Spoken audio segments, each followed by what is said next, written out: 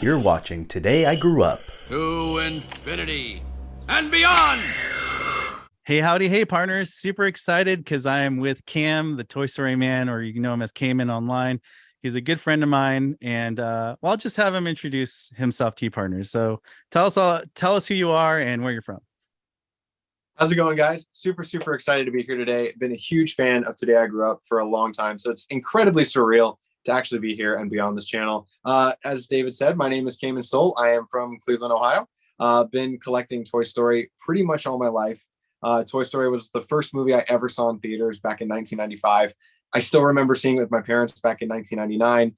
It's always been a love, always, loved collecting the toys and everything. And just recently, thanks to a lot of the Today I Grew Up videos, I've been able to start my own YouTube channel and Instagram and things like that. And it's been really fun just sort of connecting with all the different Toy Story fans and collectors out there. Great intro. Thank you so much for letting us know where you're from and how this all started. Because yeah, it's usually my first question. It's like, how do you even get into this Toy Story world and then actually stay there? Because, and you can comment on this too, but basically my thought behind this is I know a lot of people who like Toy Story, but do they love Toy Story? And then they love Toy Story, but then how much do you love Toy Story, right? So it's always like this spectrum of fandom. But one thing that I did notice is there's very few people that I've ever met. I don't think I know a single person who doesn't like Toy Story. Like even my parents will remember a scene or a toy or a movie or a moment. And you talk to anybody on the street, somebody has a favorite character from the Toy Story lineup, right? I mean, do you have the same experience when you talk to people about Toy Story? Like, do they smile right away? Because that's what I always see. Oh, 1,000%. I'm what you're seeing me wear now with the Toy Story shirt and hat. This is my normal daily attire. So when I'm out and about in public, you know how it is. So yeah, I got my Lightyear shirt. Absolutely. So I'm always getting comments from just random people as I'm out and about.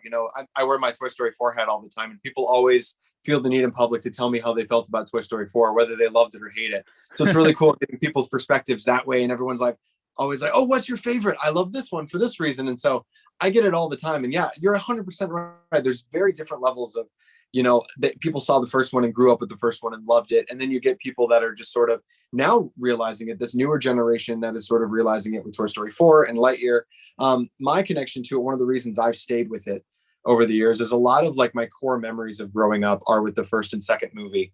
I have great memories of seeing the second one in theaters back in December of 99 with my family going, during the holidays. And I was around the same age as Andy when Toy Story 3 came out. So I was graduating high school as Andy was sort of graduating. That's awesome. So major connection there. Only instead of getting rid of my toys like Andy did, I kept buying more.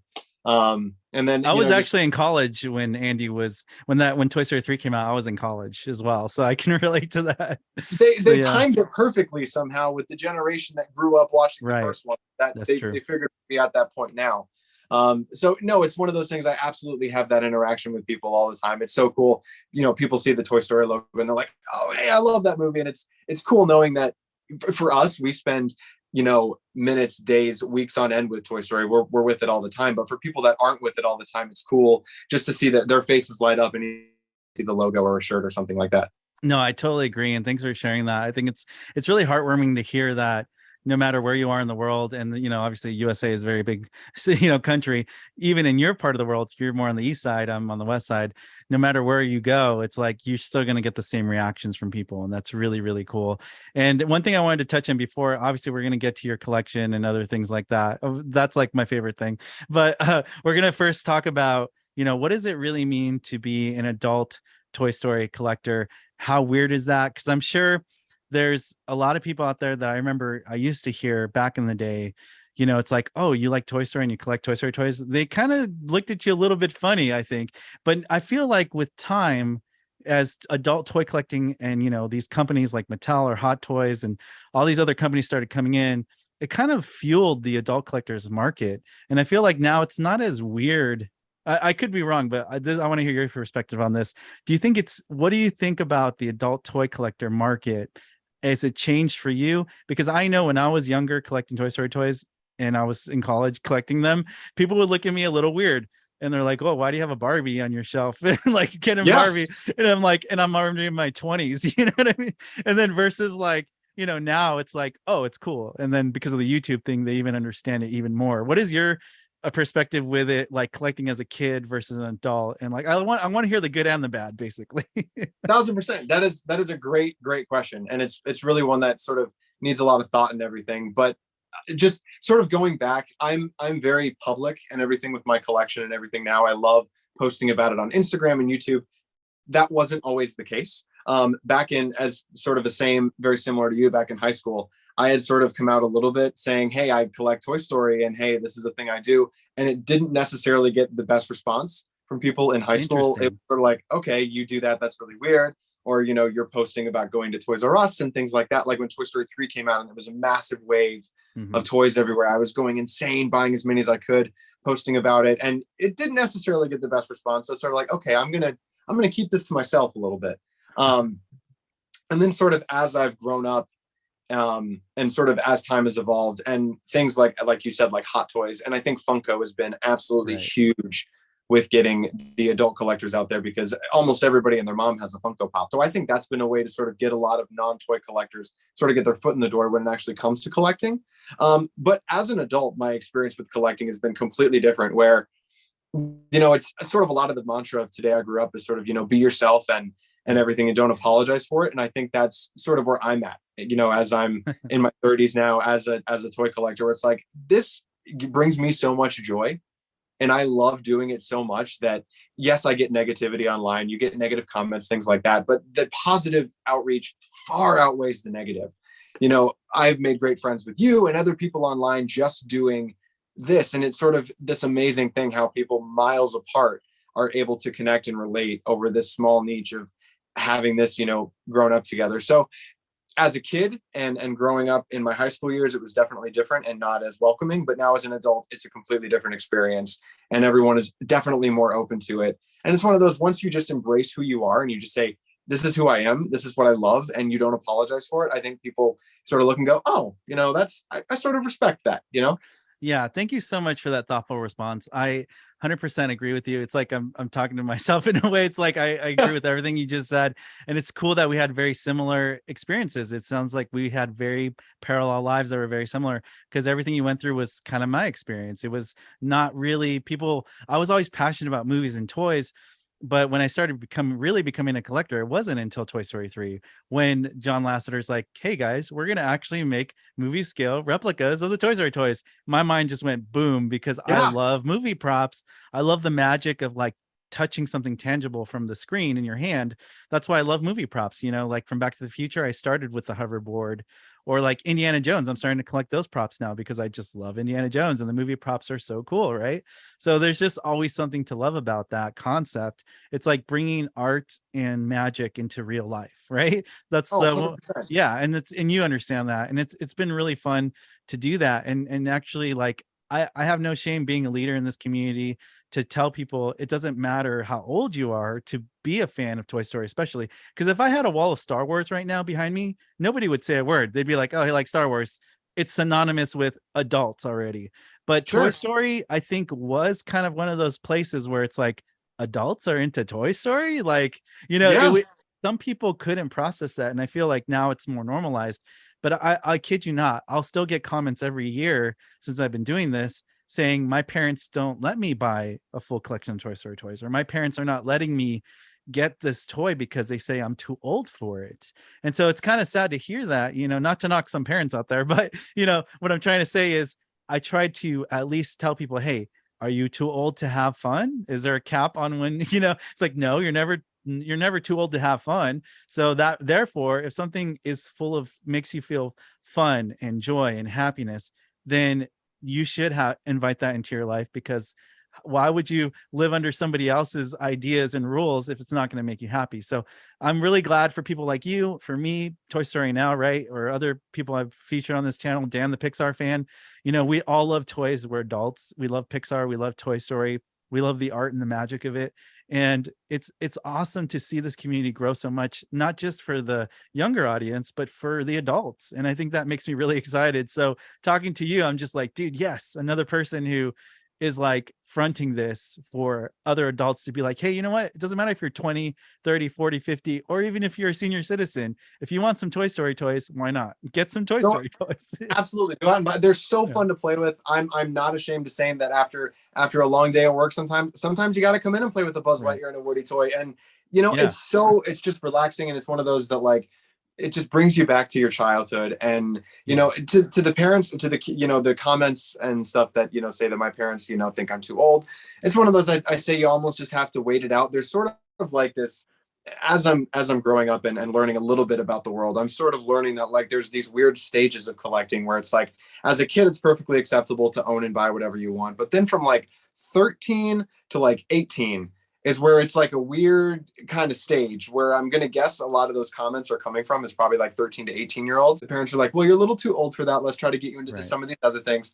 But then a lot of these kids that are getting in their, early 20s or whatever, as they're entering college, they're remembering a lot of their childhood and wanting to relive a lot of that nostalgia, whether it's Back to the Future, whether it's Jurassic Park, Right. Star Wars, Toy Story. And I think that's sort of what gets a lot of these people into collecting is just the rush of nostalgia from our childhoods, which is really, really cool. And like you said, anything to get more collectors out there is absolutely a huge win for all of us.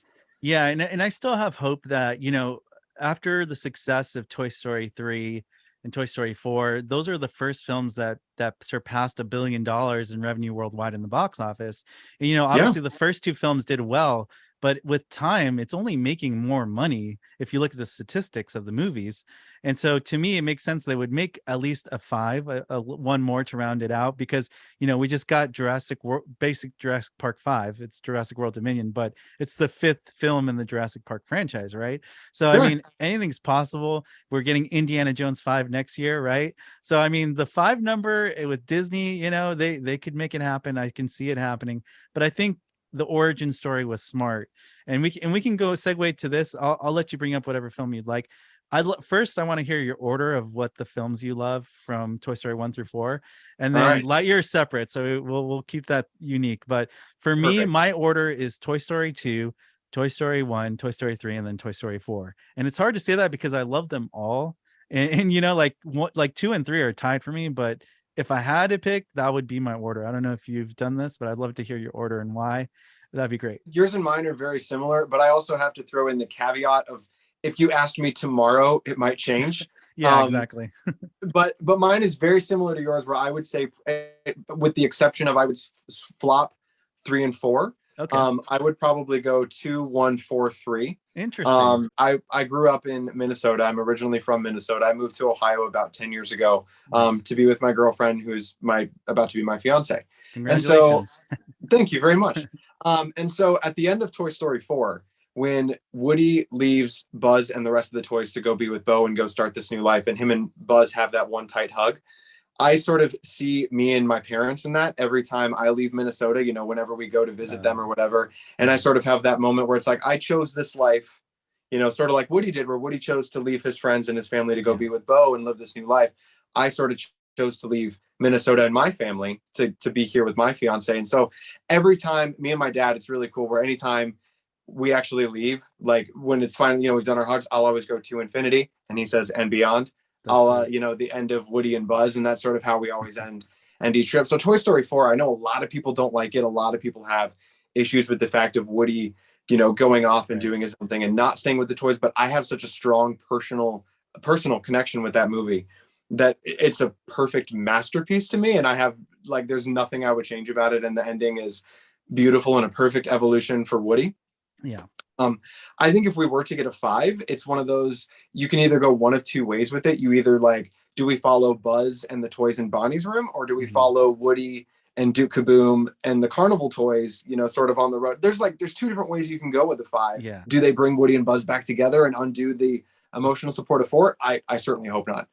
But I think my ranking is, 2 is, I think Toy Story 2 is my favorite movie of all time. I can definitively put that statement out there. There is not a moment in that movie that's wasted.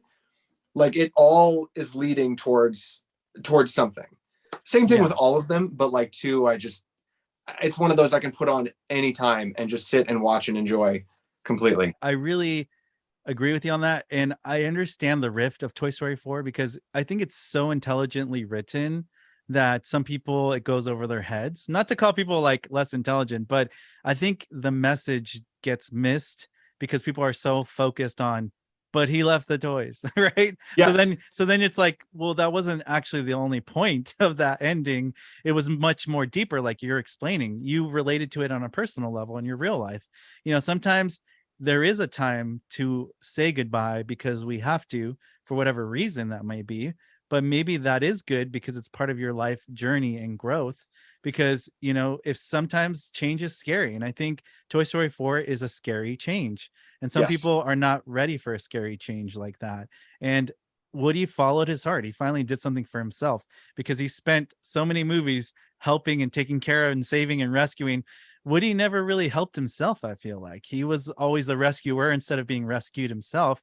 And I felt like Bo Peep was trying to rescue him from himself in that way, where it's like, you should be free and listen to your heart, right? So you're 1,000% right. There's like two big pivotal things as to why Woody left. That is 1,000% one of the big ones. The other one I sort of noticed in that end scene, not to go on a complete Toy Story 4 tangent, but the other big thing that I sort of noticed with Woody at the end there is that like he has spent his whole life being played with by Andy and Bonnie. And it's sort of at the end there that he has this realization of like, oh, I can have a new purpose of helping these carnival toys that have never been played with have a kid.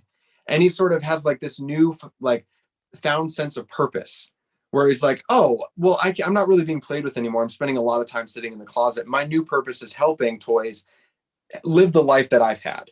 He's had a beautiful life with Andy and everything to the point that it's almost perfect. And for him to be able to go out and help other people sort of do that, very similar to what you're doing on YouTube. It's sort of going out and helping people and inspiring people. And it's one of those that like Toy Story 4 gets a lot of crap, but I will always stand in its camp and always be a defender. And so for that reason, it's definitely higher on my ranking list. Yeah, I mean, talking to you makes me like Toy Story 4 more now. Like it makes sense. That's awesome. Yeah. No, well, I mean, Duke Kaboom is like my favorite new school character they ever made. Like, I just love. I want to meet Keanu Reeves just to get his autograph on my Duke Kaboom toy. Like that'd be my dream. Like because I just love his character. Box. Like that man has done like the most amazing movies. Like I respect. I love The Matrix and even the original Speed movie and all the amazing movies he's made. But the one I would want to praise him for would be Duke Kaboom. For Duke Kaboom. Oh my god! If you awesome. Brought him the signature collection. Duke, he would freak out. I'm pretty sure he probably would. He probably would like it too because it's different than everything else he autographs. I'm sure. Oh, he'd probably do the voice and stuff for you, and that would be an amazing experience. I hope I meet him one day. I live in LA, so you never know. He could be out here. You gotta carry your Duke. You gotta signature Duke Kaboom with you at all times. I do have an extra one. I'll just throw it in the trunk. It'll just always be there.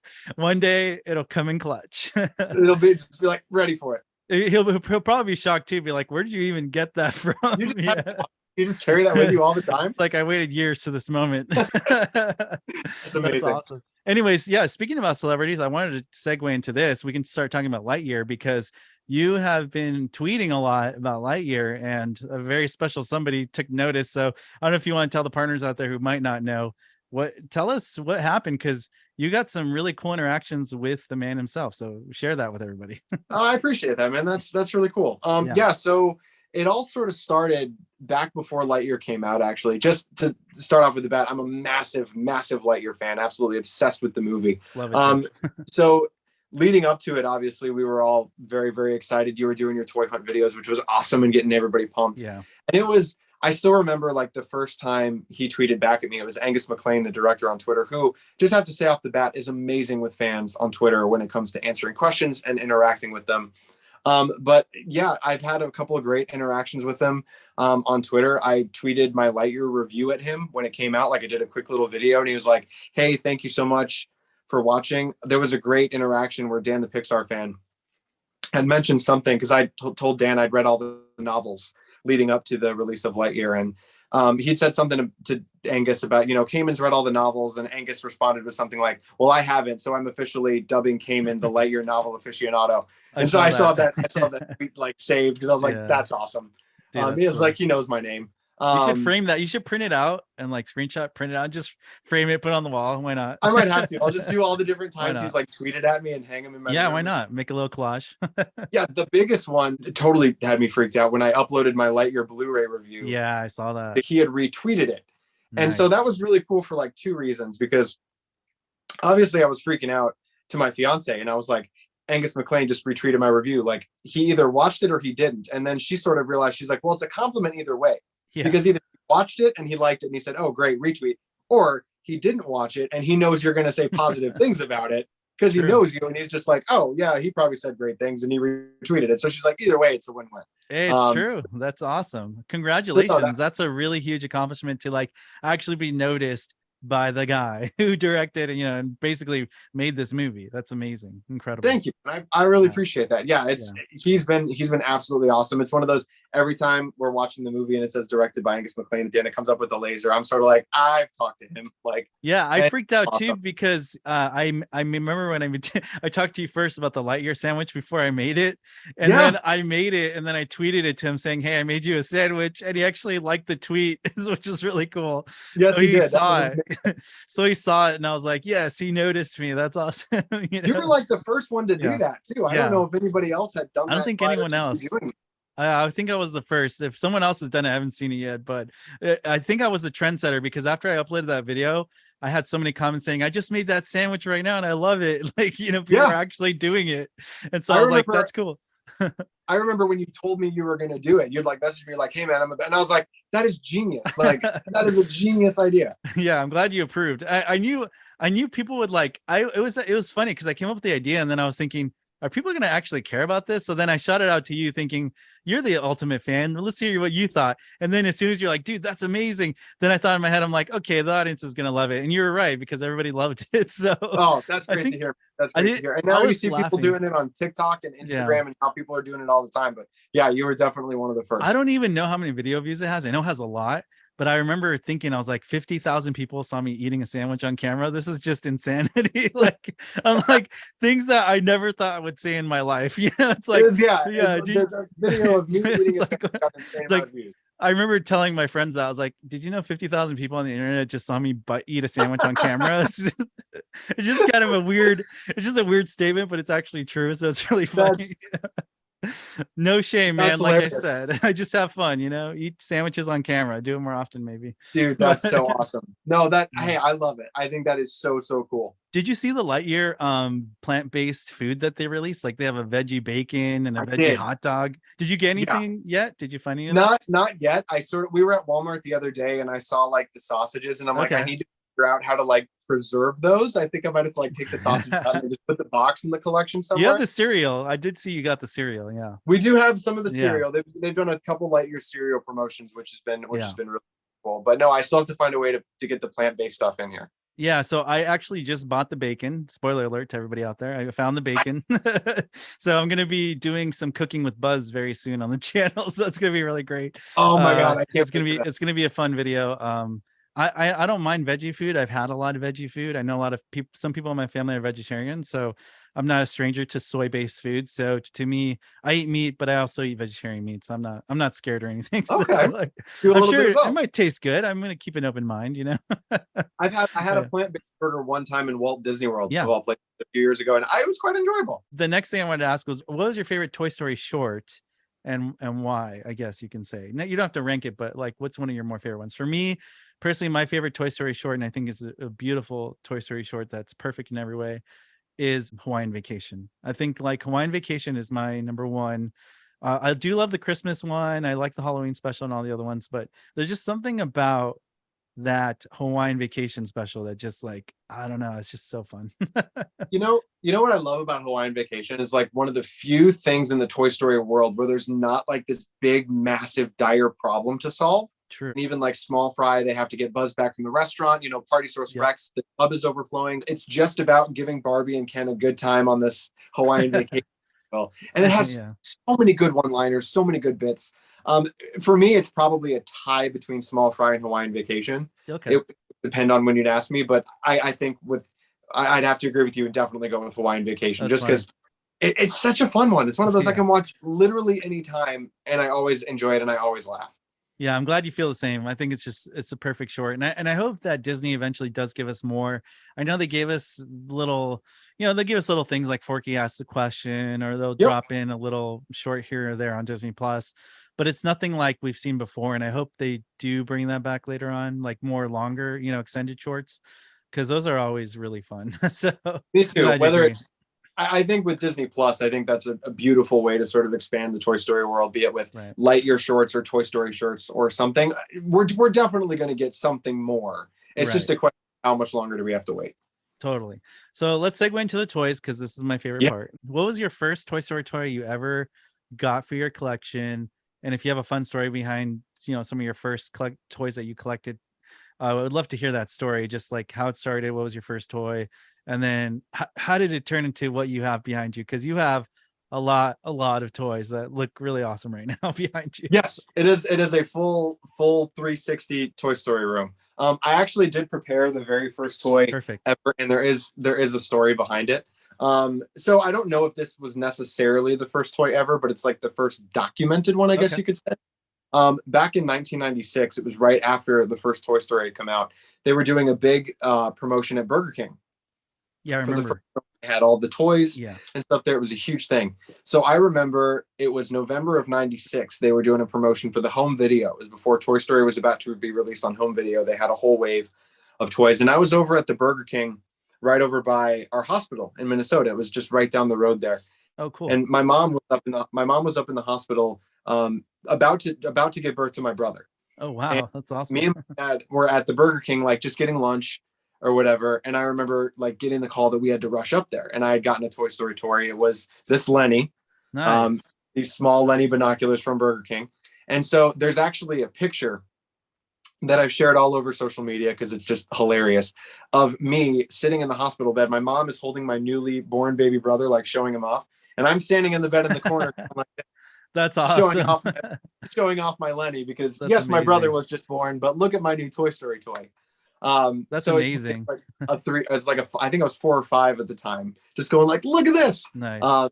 And so to this day, that's still probably one of the first toys that I ever collected. And then from there, it just sort of blew up. Toy Story 2 came out, and I remember like going to KB Toys and Toys R Us and seeing all the toys on the racks and everything, and just wanting to buy them all and bring them home and recreate scenes from. That was back when you like.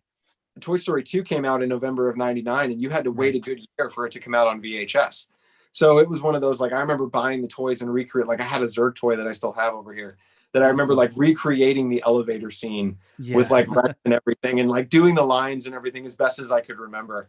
And then sort of how it turned into this, I would say it really started to blow up around 2017, 2018. Like right before Toy Story 4 came out, and like there was that whole new rush of, I'd obviously had a lot of toys that I had growing up, but it was sort of around that time that I was sort of like, no, I really, really love this, and I really want to like get into this like full time. I want to collect, all the new Toy Story 4 stuff that's out, but I also want to repurchase a lot of the toys from my childhood, and I want to buy back a lot of the toys that I had, which I don't have to tell you, a lot of the toys that we had as kids are now very expensive. Yes, exactly. Because a lot of collectors want them as we've grown up and grown older. So a few of the toys it has, Mr. Mike, for example. I had a Mr. Mike when I was a young kid. My mom got rid of him. I still give her grief to this day. Where I'm like, Mom, do you know how much a Mr. Mike sells for nowadays? Expensive. Very expensive. Well, even a few years ago, I spent $400 on mine, and it was before the prices got crazier. So, they so always, a lot of them now are just astronomical, but that's sort of how it blew up to what it was today. And it's growing almost every day, with new Lightyear stuff coming out on Amazon, or I'm getting stuff on eBay or Mercari, or I just got a package of stuff today in the mail that I opened up before we started recording. So that's awesome. It's constantly growing. Yeah, I'm the same way. I was opening packages too. So today, I'm awesome, always, dude. I think, if people saw my personal life, all they would see is a bunch of Amazon boxes all the time. And like basically like new lighting, because I'm always trying to improve my lighting in this room. So it's like lighting and toys. That's basically what lighting I and buy. toys are the two big things. It's like lighting and toys, because I have everything else. It's just like you can always use more lighting, people. It's just a thing, you can always use more lights. That's just me. The lighting setup back there is amazing. Yeah, I was just looking at the area with the prospector and how it like sort of changes colors and everything. Yeah, I love that. Cool. I mean, what's cool is that you could have it like a stationary color too. I just think it's fun to cycle through the colors like I have it right now. So I know it's sort of like it sort of fun. goes with the purple and everything. It sort of makes a great. It looks like the carnival. I'm always in Toy Story 4 in here. It does, dude, totally. Which I like. I'm a colors guy. Even though I do wear a lot of black because I'm a rocker guy, I still love colors. I still love all the fun stuff. About your videos that I have to say, between like your thumbnails and everything, they're always very colorful. Between like the stuff you have in the background, like that. Anytime I watch a Today I Grew Up video, it's always very pretty to look at aesthetically. Thank you. Yeah, I try to sharpen that up because it's funny because the way I shoot videos, it's kind of like I made the reason why I actually made my channel was because I didn't see a channel on YouTube like the one I have. So it's like I wanted to make videos that I wanted to see that I couldn't find anywhere else. So when I started making more of those like battles, comparisons, and mods, it's definitely stuff like I wanted to find, but obviously it's more popular now because I've influenced people and now we have other content creators like me. But I feel like in the beginning on YouTube, especially when I was doing it, I don't think there was as many channels like this, I think, right? I mean, I could be wrong. I don't want to put my foot in my mouth, but I'm pretty sure you were the first one, and this is just because this goes to show how long I've been watching, to show I'm a true fan, to ever take the soft and huggable Woody head, right, and actually do a mod with it on, I believe it was the Disney Store Woody was the first one you did, right? Oh yeah, well actually it was no, the first one I did was the Thinkway Toys Woody body, the white logo, and then I used a huggable plush head. Yes. And then I did the Disney Store hands. Yeah. Yes, I did correct, use I did use the Disney Store for the hands, basically. Yeah. That's what I was did, I knew there was a Disney Store. No, it was in there. No, it's in there. Yeah, I used 3 Woodies to make a Dream Woody, basically, because that was before I met JC Alva, and then know my evolution. I ended up making a million movie accurate Woodies now, but it's just like I always wanted to improve. That it's cool to go back and watch that first one though, and then see the one you have now, and just see like how far it's come, and to see the difference between. Because I realized I was like, you know what, I love Toy Story. Nobody's making Toy Story every day. I even went, this is how crazy I am, Kaman. You're gonna like this. I went to Arizona to meet JP and Beyond to get their blessing. So I basically, because those guys inspired me to do live action Toy Story. I will admit that I wasn't the first guy to think of, let's do live action Toy Story. So actually one of the first live action Toy Story videos I ever made was with Funko Pop, because I wanted to not copy JP and Beyond. So I started doing the Funko Pop Falling with Style. That was one of the first ones I did. And I remember I was like, well, maybe I should talk to JP and Beyond about this and see if they're cool with like me kind of taking over what they do. And so I remember I met with them. I actually drove out there to support them for a film festival. And I was talking to him. I was talking to Jonathan, me and him. It was surreal too, because I was such a huge fan. And he looks at me, he's like, you're basically doing the stuff the fans want us to do, but we don't want to do. And I was like, oh, is that okay with you guys? Because I'm just giving the fans what they want and what makes me happy. So I officially kind of got their blessing, because they still love Toy Story and they'll still come back to it, but they're not crazy enough, I think, to post it every day like I do. And I was just like, why can't I be that guy? Why can't I be the guy who posts Toy Story like basically every day all the time, or every week, right? Like I do. So it paid off, man. I did it and I love it. And I'm always going to post Toy Story, even though I post other things sometimes, but mainly you're always going to see Toy Story here. So I'm glad you're that's an amazing story, because I remember just a quick shout out to Beyond. Love those guys. Over here in the corner, I have the signed poster, the live action Toy Story, the one that they handmade and everything. So it's one of my crown jewels in my collection. But that's a really, really cool story. I remember seeing the video of you and Jonathan where you guys did the intro where he made the Disney ears. Yeah. But I didn't know that you had went there to get it there. That is super, super cool, dude. That is amazing. It wasn't like the reason why I went to support them, but in my head, I was just like, I just want to make sure I do get their blessing. That's really cool, though. Yeah, because I remember seeing the Funko, and that Funko thing was in your intro for the longest time, too. It was. Yeah, you're right. And that's the thing is like, I try to be respectful out there, the community. And so my whole point is I don't want to step on anybody's toes. But at the same time, like, I can't help that I love Toy Story, and I want to post this because I love it. I'm really passionate about it. And I feel like it's actually crazy to me to think that there's not more of us out there, but I think with the internet, we're finding out there actually is. They're just they're finally coming out of the woodwork now, right? Because I feel like it's more normalized. Yes, it's more normalized. People are seeing that, like, oh, it's okay to be an adult and have a Buzz and Woody and a Barbie and a Ken and collect and love them, and it's absolutely fine, and people can be excited about it. It makes me happy. I'm just glad it makes you happy too. But anyways, going back to your toy collection, so my golden era for Toy Story toys, I remember, and I love sharing these stories because these are kind of new to my channel. I haven't really shared this with everybody yet, but basically I first got the Burger King puppets when they came out in 95, or 96, whatever year it was. I remember getting the puppets and I thought the puppets were super cool, but this is how crazy I am about details. My mom told me when I was a baby, basically I would pick up my toys, instead of play with it, and inspect the toys and just kind of look at it, like I've never seen it before in my life, even though I've seen it every day. And I'd find some kind of detail and then put it down. And I don't know, I just wasn't a normal kid with the toys when I was a baby. I mean, I got normal as I grew up, but I think when I was a young, I realized I have this eye for detail. And so I remember when I was a little older and these toys came out and the puppets, they were cool. I just remember I was like, I'm not happy with the toys. I remember thinking, I was like, they don't look anything like the movie. So in my brain, I couldn't look past that. And so I was just like, you know what? I'm not going to buy Toy Story toys until I feel like I'm going to really like them. You know what I mean? Actually get it. I just was kind of weird like that. And plus I liked watching the movies more over and over again than actually toy collecting at that time. And then, not to make things too personal, I moved like 18 times in my life because my parents always moved for some reason. We always had to move to a better house, or because they were renters. So we'd move so much. I would lose toys, they would break. So I was really sad all the time because I was like, I can't be a collector because I move too much. So So as soon as I moved out of my parents' house, and then I started, 2010 came out and the toys came out, and I'm like, okay, now it's time to start. And then I never looked back. So that's how I started my crazy, I would say 2009, 2010 was when I started my crazy journey. And then it led to this now, which is insanity. So that's which super cool though, that you've always had that eye for movie accurate toys. That would have always been there. And I was born like that. I think I was just born like that. That's awesome, dude. I love that. That's I was amazing. like, I feel like I was made to do this, and I'm finally living the life I'm supposed to be living, because I could have gotten sucked into the career field, which, I did study psychology. I was a marriage family therapist in the field with psych clients and patients. And I realized, after a while, I was like, it's not really me. Like, it is me, and I'm good at it and I love it too. But this Toy Story World and this Today I Grew Up channel is my dream life. It's what I feel I was born to do, So I still remember when you made the announcement that you were going YouTube full time, and I was sort of like, oh, that's I quit amazing. my life. Isn't it crazy? Like, hey, that's good news for me. I quit my life for Toy Story. I literally did. That's crazy. You are living the dream, brother. You are living the dream. Yeah, you are too, man, because you have amazing toys in your collection. I gotta say. I appreciate that. Thank you. Yeah. Thank you so tell us a little bit about your collection.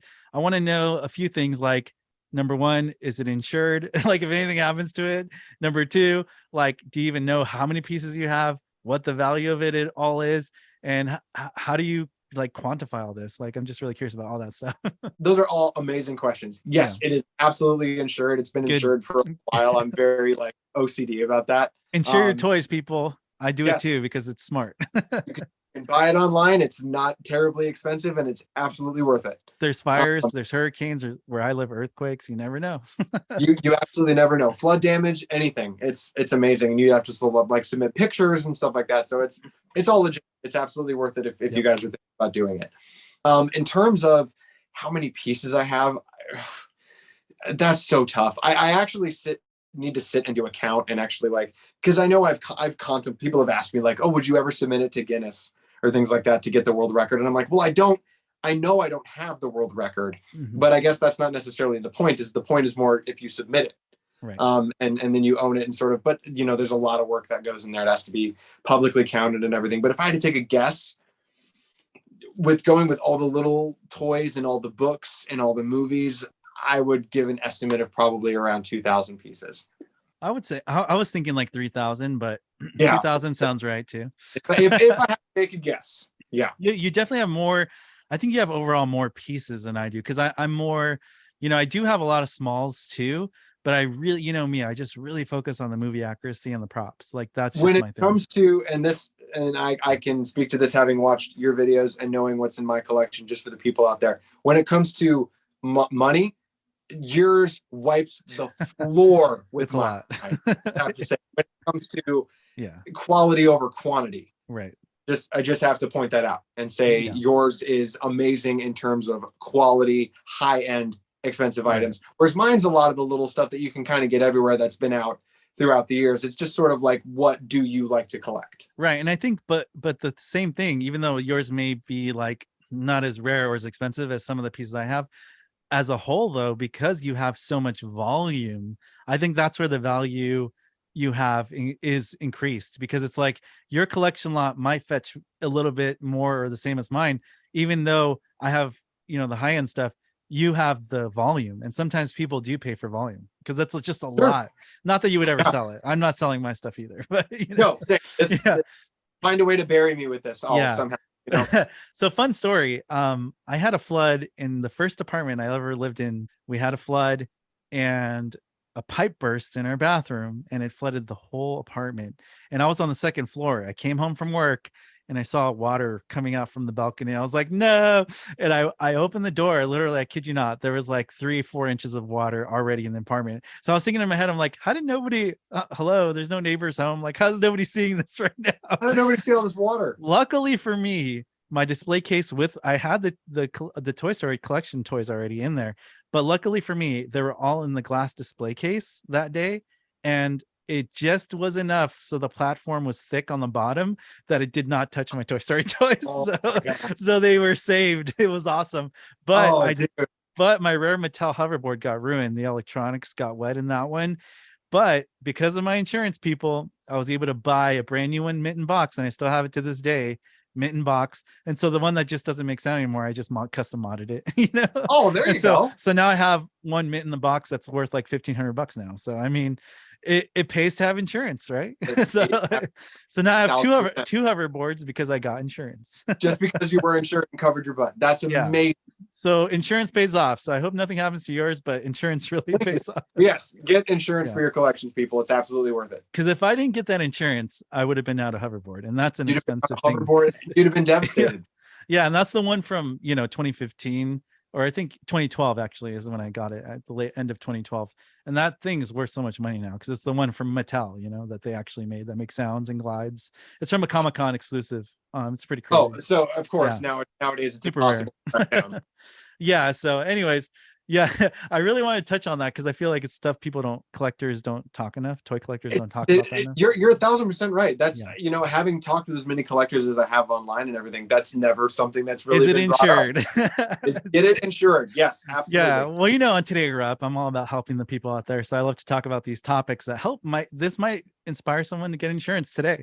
People that don't even know collection insurance thing. Yeah. They may go, what? I can get my collection insured? Like, it takes one house fire, God forbid. I'm not wishing that on anybody, but if that happens, dude, that'd be so devastating, Yeah. So, absolutely. So anyways, I'm glad your stuff's insured. I kind of want to hear now, what are your, I guess this is really hard for everybody, even for me, but what would you say would be like, let's say there's a natural disaster, right? Talking about insurance, and you literally have to grab just a handful or an armful of your collection. What toys are you taking from your collection? Because I get this asked all the time from fans. Like, if you had a house fire, what would you grab? So I want to kind of hear what you would grab, and I'll share mine too. It's one of those. I'd be very interested to hear what yours is. For sure.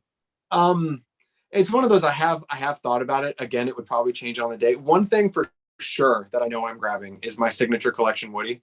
Nice. Just because it has so much sentimental value. It was one of those back in 2010 when they first came out. I wasn't working or anything. I was just a kid in high school, so I couldn't necessarily afford one.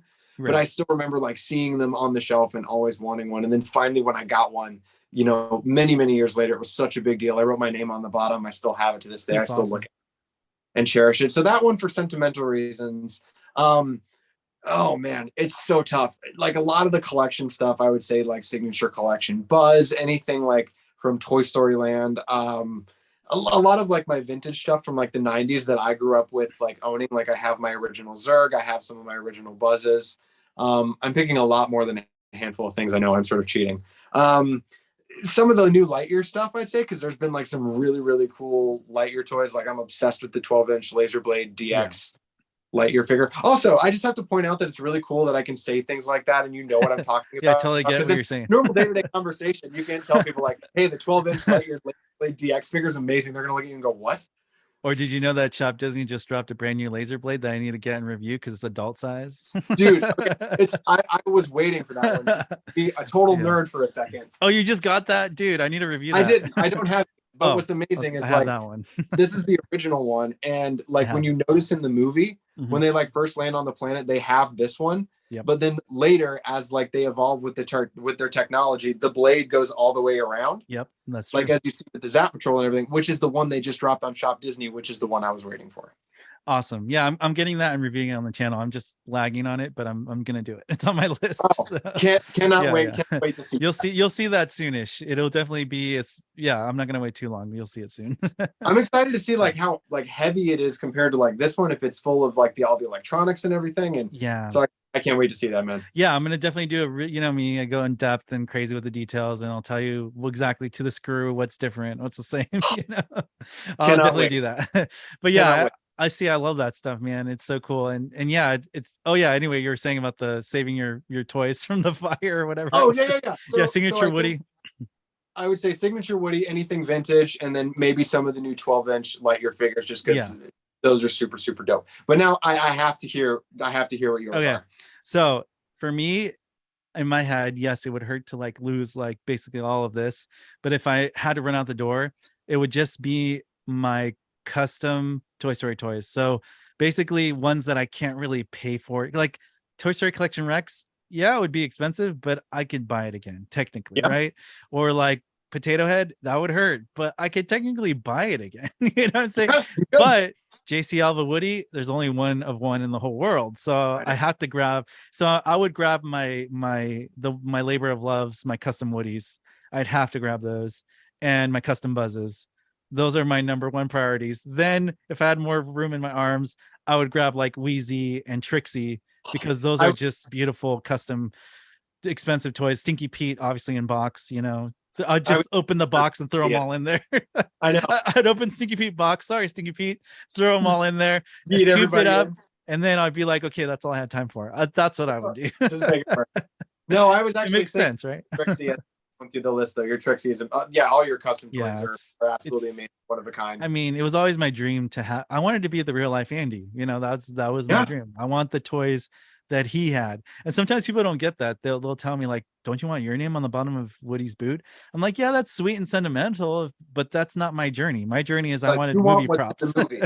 Yeah, I want movie props, because I've always been, first and foremost, before Toy Story existed, I was a movie prop guy. When I heard about movie props, I was like, that's cool. I want Peter Pan's sword, or from, Hook or whatever. I want, whatever gadget in Home Alone, the Talk Boy. That was one of my first movie props technically that I bought.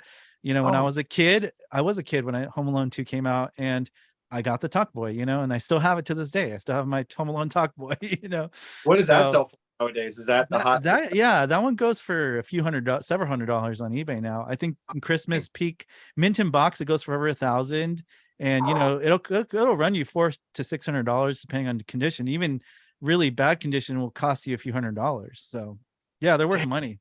They're definitely worth money. Yeah, that's crazy. Yeah.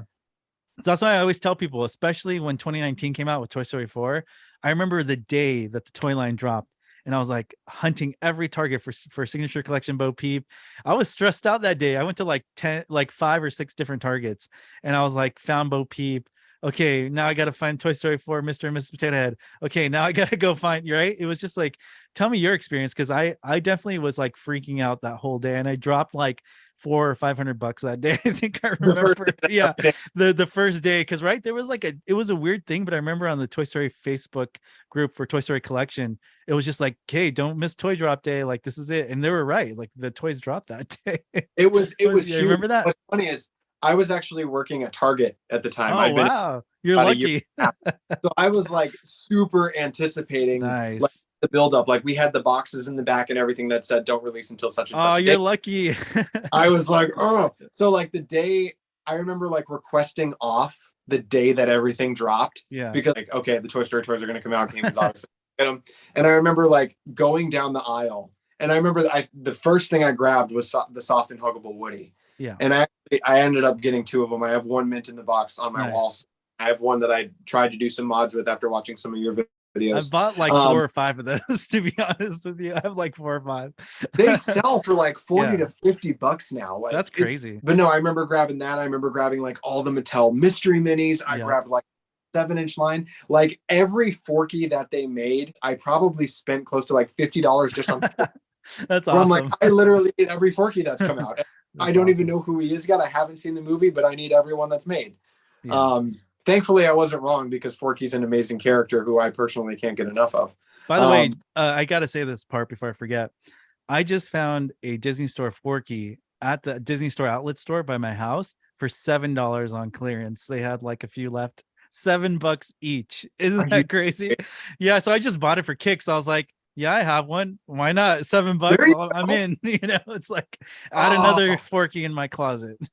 When we were last down in Disney, like last year, we had just gone down to Walt Disney World for a trip, and we had tried to go to one of those Disney outlet stores. It was like a half hour away from the parks, and it was closed. I was devastated. I saw like all the Toy Story toys like on clearance, and I was like, anybody? And then so no, there was no one around. It was really upsetting. But no, the Toy Story 4 toy launch was so much fun. Again, same thing with the Lightyear toy launch. That was one of the things that was such a blast, just following you and all the toys you guys were finding and everything, and then going out and collecting them all. I certainly hope we get to do it again with a movie or a TV show or something. And I'm still not done. Like, you're gonna see more Lightyear from me on this channel. Like, I just like to space it out now because it's like, I want to give people more Toy Story as well. But sure. I have the Christmas ornaments coming for Christmas time, those kind of things. They have the storybook was doing amazing with the Pizza Planet truck last year that I got that sold out on Shop Disney right away. And so now I'm just like, I need to get the Lightyear and Socks one that lights up with the crystal. That one's really cool.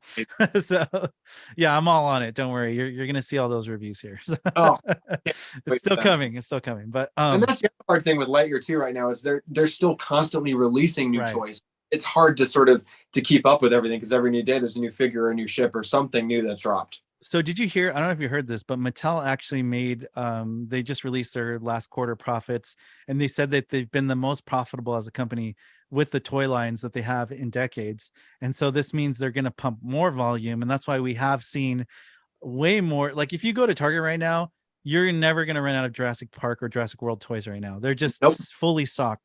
Same thing with the Lightyear. They're doing a really good job stocking Lightyear. Yeah, some of them are stuff we already have, most of it, because we're really quick, but they're stocking those toys. You go down, there's a Lightyear section still. And so it's really great and refreshing to know that even with our crazy world after 2020, and we had the pandemic and we had a lot of, job shortages and all these crazy things that happen in our earth, wars, whatever. The apocalypse could be happening, but Mattel's still stocking our shelves. So I'm very grateful to Mattel. They're doing a great job, and I'm just really excited for them. They're going to continue the Lightyear line, it sounds like. So we might see new things next year as well. I can see that happening. So I didn't hear that, but that is absolutely fantastic news. It's good news for all the Toy Story collectors out there. Mattel's doing really good.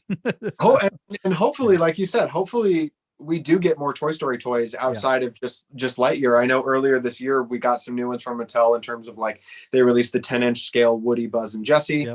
I have those as well, and they did like the Roundup Fun Woody was released this year. So we did get a few new Toy Story toys this year from Mattel, but then it sort of became they were all in on Lightyear. But to hear that the line is doing so well is amazing, and certainly our wallets are definitely feeling that. So you're welcome, Mattel. Yeah, definitely. I'm to the point now where, obviously for tax purposes, I do keep all records of my receipts, but I don't do that until tax day. But I know in my head when I spend, I have to budget my months because we're at the point now where we're both probably in the almost $1,000 range of toys just because of all the stuff that's come out this year. In addition, like you said, include all the other Toy Story toys we got this year. It's just a lot of stuff. It's endless, basically. It's just endless. It really is. So it's hard to sort of pick and choose what it. So I guess I would just say to some people, if some people are wanting to get into Toy Story collecting, but they're sort of like overwhelmed where they don't really know where to start, I would just say start with what you love. If you love the 95 toys, start there. If you love the stuff from 2010 Toy Story 3, start there. If you love Lightyear, start there. There's no right or wrong way to get into it. If it's something you want to get into, just start with whatever you love is what I'd say. So I got a surprise for you, and is going to be a reward for people who actually are watching this far into the podcast. So I went to my garage and I found this Pelican style case and it's actually gray, like the Lightyear movie. It's got the two fat, buckles right here. And I did the dimensions to the movie and the socks robot, and it's like a perfect size for the socks robot that I have from Mattel.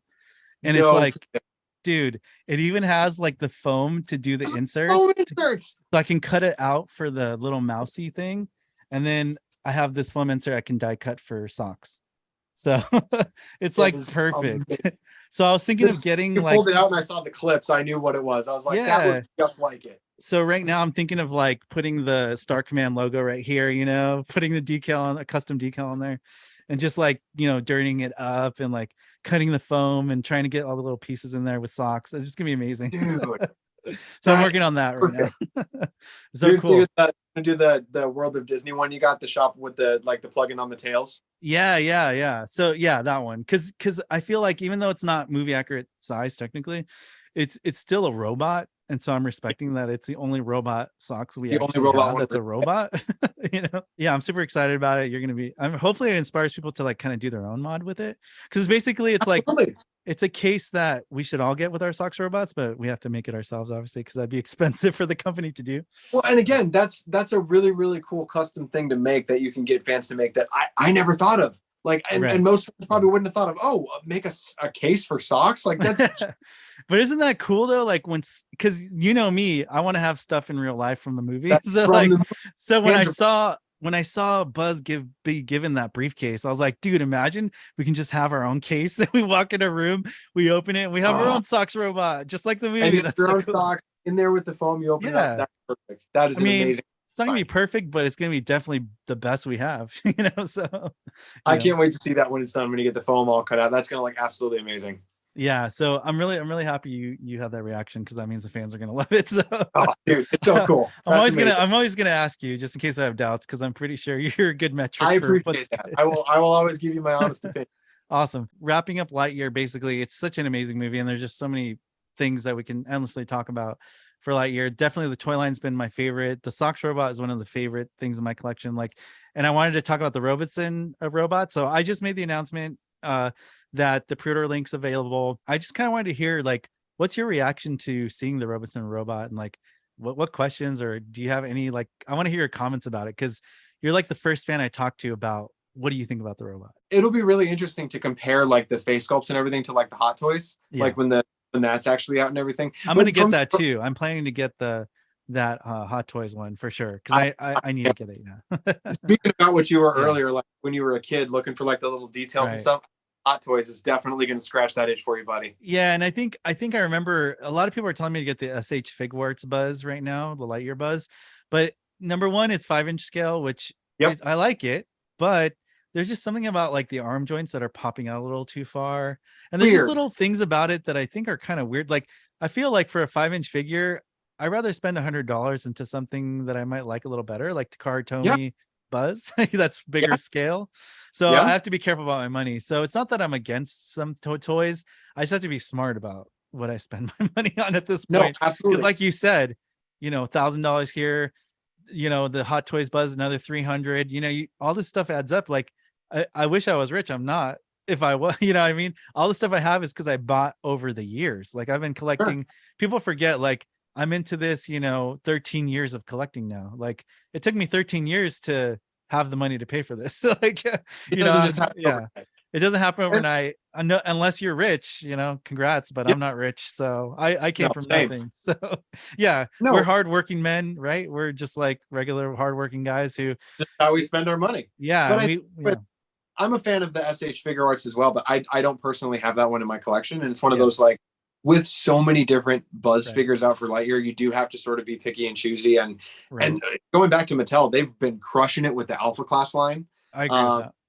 I have some little qualms, here and there with the figures, but the Alpha Class has really been phenomenal. There's the Spotlight series Buzz coming out from Lightyear, which that one is going to be really, really good. So there are, I'm the same. You said it before I could though. When you said SH Figure Arts, I was gonna say, well, but it's 5-inch scale, and then you started that's sort of why my issue with it and why I didn't pick that one up either. But no, I mean, I might, but not yet. No, but going back to the Robots, I definitely can't wait to see some actual tangible in hands footage of what they actually have to release, because it seems like they have something truly mind blowing, and the fact that it's going to be updated throughout the years where there's different things you can have him do and different settings. And he has over 200 programmable, phrases and whatnot. And just the way it moves it's a mind blowingly cool toy. What's really cool about it, and I really wanted to touch on this, a lot of comments that I saw when I published this on TikTok, by the way, it got viral. I put it on Instagram. It has 18,000 hits now or something crazy like that on my reels. But basically, I know it blew up for me. But all I know is that the comments that I keep getting on him through social media is that it reminds them of small soldiers. And if you really think about that, it, the fluid movements of small soldiers weren't actually that real. I mean, they were, but like they had like a team of robotics behind them, like 4 or 5 guys moving them with wires, all these crazy things. But to think of how far we've come, it just blows me away to think that we've come to a place in technology where we can make a robot move like a small soldier's toy on the movie, but it's not like puppeteers doing it. It's literally a robot, and it moves like the movie. It moves like the movie. And I think people, I don't know what you think about that, but it just blows me away to think about how far the technology has come. If they could do that with this Lightyear Buzz, imagine if they applied that technology on a regular Buzz Lightyear from Toy Story. What do you think about that? That would be mind-blowingly cool, especially with like going with Lightyear, just where a lot of those, I don't have to tell you, a lot of the Lightyear 5-inch scale, the detail is drastic, whether it comes to Alpha Suit or Izzy or anybody, like none of the nameplates are on. So things like that. I think that's more Mattel just gearing more towards kids and being like the Lightyear line is, I do, not to say that I think Mattel and these toy companies like neglect and ignore the collectors, because I don't think they do. Yeah. I just think that like the kids and that is the main focus, and then collectors are sort of the secondary market. It's like Mattel's like, we're going to make these 5-inch Lightyear toys and ships and everything that are very low in detail for the kids, but you adult collectors, you get the alpha class. We're going to give you the alpha class. We're going to give you the Spotlight series. We're going to give you, just looking over here, some of the other like really good ships, some of the 12-inch ones. So there are options as an adult collector that you sort of get, from Mattel and Thinkway, which is really, really nice that we are sort of being kept in mind throughout everything. It's true. And I do want to give them where credit is due. You're totally correct about that. I think they didn't forget about us, but we definitely represent a minority as a whole in the whole toy market. Because even I heard from like the people at Target or Walmart, toys only account for less than, I think, 2 or 3% of all general sales. So even then, the toys are not really, I think they forget they even carry them, to be honest. Like it's just a little tiny piece of their pie, right? And unfortunately, because we've lost Toys R Us and we've lost KB Toys and places that just sold toys, these big department stores like Macy's or Walmart or Target, I think they know that toys are not their priority. So I'm really grateful for the fans like us who demand these things, and people like Mattel do save us, and Hasbro and Disney. These people are saving us because without them pushing the toy lines, we wouldn't have any toys. I feel like it wouldn't be as good as it is what we have, So I am grateful for what we have. I definitely don't want to be one to complain. I just want the toy companies to know, hey, there's probably a bigger demand for these movie accurate Toy Story toys than you think. There is, right? That's absolutely. Just look at a perfect example. Look what happened 2 years ago with the release of Rocky and Combat Carl, and look at just how big that was. Like it was just a random release from Mattel of like, oh, we're going to release our Rocky Gibraltar. Like our distribution of it is not going to be very good, but we're going to like. I got mine thanks to you because you posted the video about him being on Nordstrom Rack. I still remember this. Oh, good. Like, hey guys, Rocky's on Nordstrom, and I literally like paused your video mid-sentence. Went to Nordstrom, bought them, and then went back and finished your video. It sold out that same day, by the way. So you're smart. It sold out. Yeah, it sold out. I think within an hour or two of my posting, it sold out, I believe. I still don't have Combat Carl. I'm still trying. I still am trying to try. I have everyone else. I have Stretch, Prickle Pants, Prospector, but I still have to track down Combat Carl. I'm curious. The only one I don't have is Prickle Pants. Where did you find Prickle Pants? Because it was only in Mexico, I believe, and some other country. But where did you find? I think I spent like $40 on eBay because I'm so determined that I was like, you know what? I have them all. I'm just going to freaking do it. And I had to have overseas. The reason I just slept on Prickle Pants is because I still actually have the 2010 Mattel 5-inch figure for that one, or 6-inch, whatever it was. Yeah, I still have that one. So I was like, oh, I guess it's not my priority, but I definitely want to get it still. I was waiting for it to come to America, but it never did. It was really weird.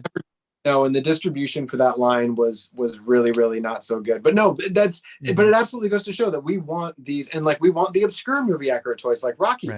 Right. Rocky is crazy how fans were trying to track him down. And Combat Carl, who was just in Toy Story Terror or Stretch or things like that. So it's like, could you imagine like if Mattel were to come out, and I know this is all of our dreams, but like if you could go to Disneyland or Disney World and walk in and buy a full-size Trixie, Yeah, imagine. everything, if it's a Disney Parks exclusive, you would sell gangbusters. Like Dude, you would sell those things like in droves. I'll never understand, because they actually have Toy Story merch stores. When you go to the Toy Story ride and you exit the ride, you have a whole store exiting that ride that's Toy Story themed. I went to Walt Disney World Florida too recently, and it was one of the most amazing Toy Story shops in the whole place. I loved it. You know, in Toy Story Land, there's a Toy Story shop at the end of the ride. So it was really cool to see that. And then same thing in Anaheim. We actually have two Toy Story toys. We have one in the main World of Disney store, but we also have a Toy Story toy store outside of Astro Blasters. So Astro Blasters has a Toy Story toy at the end of the ride. So, and then Toy Story Mania has another Toy Story shop outside the ride as well. So we actually have 3 Toy Story sections in Disneyland area that I get to go to. And I've made a lot of merch videos. If you see my merch videos, I've filmed all those amazing Toy Story toy hunts I've done have been from those stores that they always rotate. And then even Disney World Florida has it. But imagine all those stores are stocked with a whole bin of Wheezies, like Cop made, right?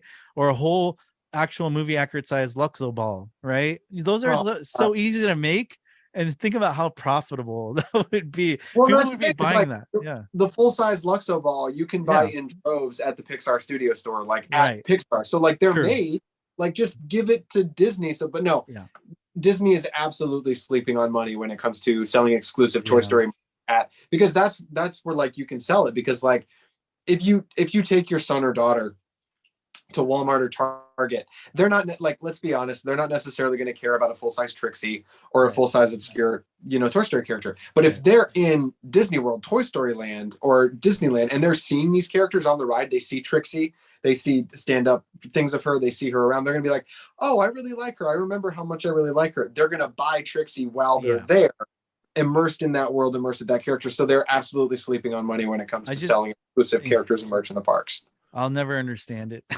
Like I'm just like you. I think exactly like you. It's just so strange. I mean, I hope that it's people like us with the customs who keep fronting this to say, hey, Disney, we're still here. Like, this is popular. I mean, just look at my video views. Anytime I post something movie accurate Toy Story, it blows up insane because people want to see this. They enjoy it too. I'm so happy that I'm not the only guy out there who really passionate about a movie accurate size Trixie, Like, no, I'm the same way, man. Yeah. I'm the same way. The first time I saw your video about it, I was gushing. I was like, crazy, that thing amazing. Yeah, and that was actually one of the coolest things about this journey on YouTube that I've done with Toy Story is I was like, I want to make impossible and the possible. And that's why it's my slogan and my motto that I always preach. It's like, I want things that don't exist and let's put them into real life. Since they don't exist, let's just make it happen. And with the help of friends, community, I mean, if you look at the last 2 years and what I've accomplished with the custom mods because of the community, dude, the reason why I have what I have is because of the community coming together. I couldn't have done this alone. I wish I was as talented as Zeta Boo. That guy's super talented. He can do a lot more by himself. But like people like me who are just like you, maybe we're a little crafty, but I need to hire people to help me with the 3D printing or the painting because I'm not as good. And I mean, ideally, we want Disney to just pump it out for us. But it's also. It's one of those things that it's also really cool as sort of a YouTuber to sort of see yourself evolve throughout the years and see like, a custom Woody you made 3 years ago is not necessarily the same way you'd make a Woody today. You've learned things way and learned certain parts to use and things like that. And it's a great thing about this community as well is like one thing I love about the Toy Story fandom and community is like everybody's so helpful towards each other. Yeah, I agree. Not a lot of negativity in this fandom. There's not a lot of things like that. Everyone is very helpful towards each other and very like, oh, where'd you get that? How can I help you find it? Or, what's the best way to do this? And then, so it's a really, really a great community that we have here with our little fandom. Yeah. And even talking about that, I personally, I've been part of other communities. I actually am. I'm part of an Indiana Jones group, right, on Facebook. I'm part of a Back to the Future group on Facebook. I'm part of a Jurassic Park, Jack Specific, Sonic. I'm part of other communities as well. And I always see toxicity in every group. Unfortunately, there's always that one or two bad people. But I want to tell people, like, don't let that discourage you from like losing your fandom. Like there's 100%. More positive out there. There's more like for every person that might be negative, there's 10 positive people. So I always encourage people to reach out for help, or if you feel like you're getting bullied or trolled online, talk to somebody, you know, especially moderators. They're there for a reason. I know Holly from the Toy Story Facebook collection group. She's super awesome. She's super It's amazing. amazing. She's also helped kind of squander and squash any negativity in that group. So I really appreciate her, you know, and so that's what it's all about. Is like her collection. It's awesome.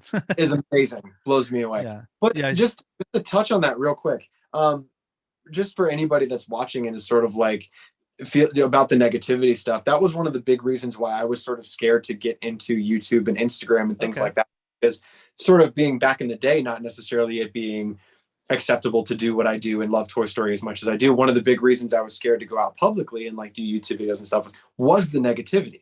It's like, well, I don't want to just get flooded with, oh, you're an adult, you're just a big baby, blah, blah, blah.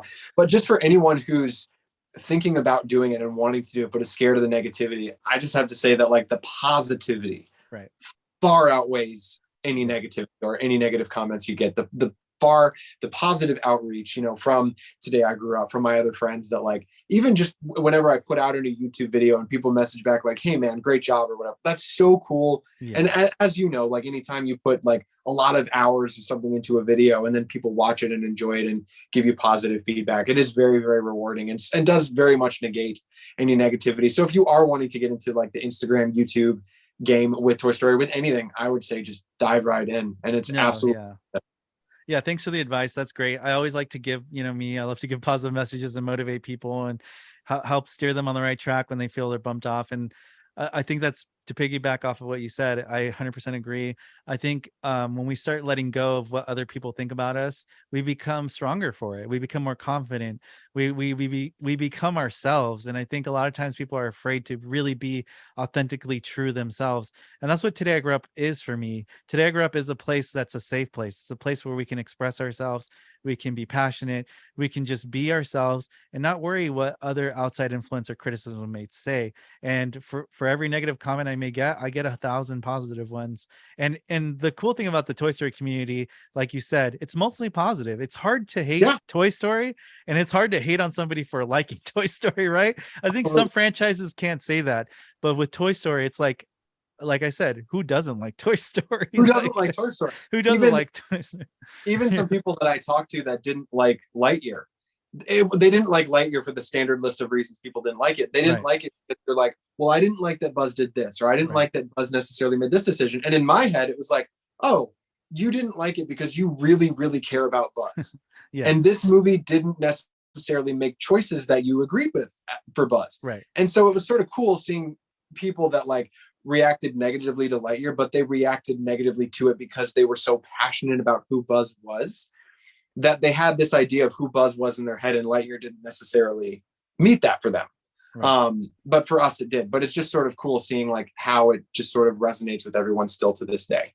Yeah, it's incredible, and I really appreciate you coming on to kind of fuel this fire and passion for Toy Story as adult collectors, because it's really not only inspirational for us to continue forward with this journey that we're on, but it's also cool to just kind of hear that feedback and continued like validation from others that, you know, it's something that we can all come together and just like give each other a hug, you know, virtually online, and just enjoy and just have fun with it. And like real life is hard, real life is tough, and a lot of people are going through a lot of dark times and hard times, but the things like Toy Story bring us back into the light of positivity, where we can just kind of escape and just have fun and, you know, connect with people like you. That just makes us feel good. And I'm all about good vibes and having a great time, and that's what I'm going to continue doing. What's your favorite Toy Story toy, and what's your favorite Toy Story character? Is it the same? I want to hear your thoughts on that. Favorite Toy Story character, I'm gonna go like obscure and not go with one of the normal ones. I like, since before Toy Story 3 came out, like when the marketing and promotional images started coming out, I was obsessed with Lotso. Like as soon as I started seeing like marketing images for Lotso, like my very, very first iPhone, I still remember to this day, my lock screen was the Lotso Toy Story 3 poster. Awesome. And it's one of those, like, anytime I see a Lotso thing anywhere, like I have to have it for my collection. Like, it's obviously anything Toy Story I have to add, but Lotso, I always have absolutely adored Lotso. But in terms of like a favorite item, today I will go with, I just shared it in a YouTube video recently from 1995, and it's like an old popcorn Nice. bucket thing that had like the popcorn bucket and the cup that would have gone in there. Wow. To find one in this condition, I reached out to Holly, as we were just talking about. She's like, "Yeah, that's a good find. Those don't necessarily make it, and That's that good." amazing. So that's That's one of amazing. those, like, as I've been coming in my room, I sort of sit and stare at that for a little bit, and I'm like, "Yeah, that's pretty cool." See, my favorite one today, and this will definitely change. I always say Woody's my favorite character, Buzz is my favorite toy, but not counting Buzz or Woody because that's the obvious choice. My favorite toy is actually my Disney on Ice Wheezy because it was like the only basically close to movie size Wheezy we ever got officially from Disney Pixar. Yep. And I love this is what we're saying. I love talking to people in the community about this. I literally one day talked to Holly, talking about Holly. I talked to her for like 3 hours, not even kidding you, 2 or 3 hours one day off and on, literally just about the holes on the bottom of Wheezy. Like we went back and forth. I'm like, let's talk about distribution. Do you think that the one hole was released in this location? Do you think the 3-hole variant was released in this location? And what about the one that came with the plastic and the so it was so cool to like talk to dude, people like you and Holly and I, we're the only people in the world that could like literally talk about those little nuances of like, those little random let's yeah, things that no one else knows we're about. like, what's the true wave one? Is it the 3-hole Wheezy on the bottom? Because there's little But the holes on the most bottom, or is it one one in hole? the plastic, It's so great. But yeah, Wheezy is my favorite for that reason too, because I could talk to you all day just about the Wheezy and the distribution behind that story, right? So that's we have two cats. One of our nice, cats named Wheezy, actually, nice, based off of Wheezy. very cool, man. That's awesome. There is actually one last thing I want to Yeah, share, and this go is for one it. of my, I pulled it down just because like this is one of my original Woody dolls. This is one of those, like, it's always fun to share, and there's like Nice. a cool story behind it. So Yeah, tell us. this one I actually have two of. This is the original one. I also have one mint in the box. This is from back in, I think it was 99, early 2000. I was about 8, 9 years old. Had just gone to a dentist appointment during the middle of the school day. And I remember, like, in the middle of the dentist office, they had this Woody toy, like, sitting in mint in the box, like on a table. And it Wow, was a part of No Cavities Club, where if you were a kid and you walked out of your dentist appointment and you had no cavities, you could enter your name into this box to potentially win the Woody. that's So crazy. I'd exited with no cavities. I was really excited. I put my name in the thing. And I remember about 2 or 3 days later coming home from school, and my mom's like, play the voice message on the machine there.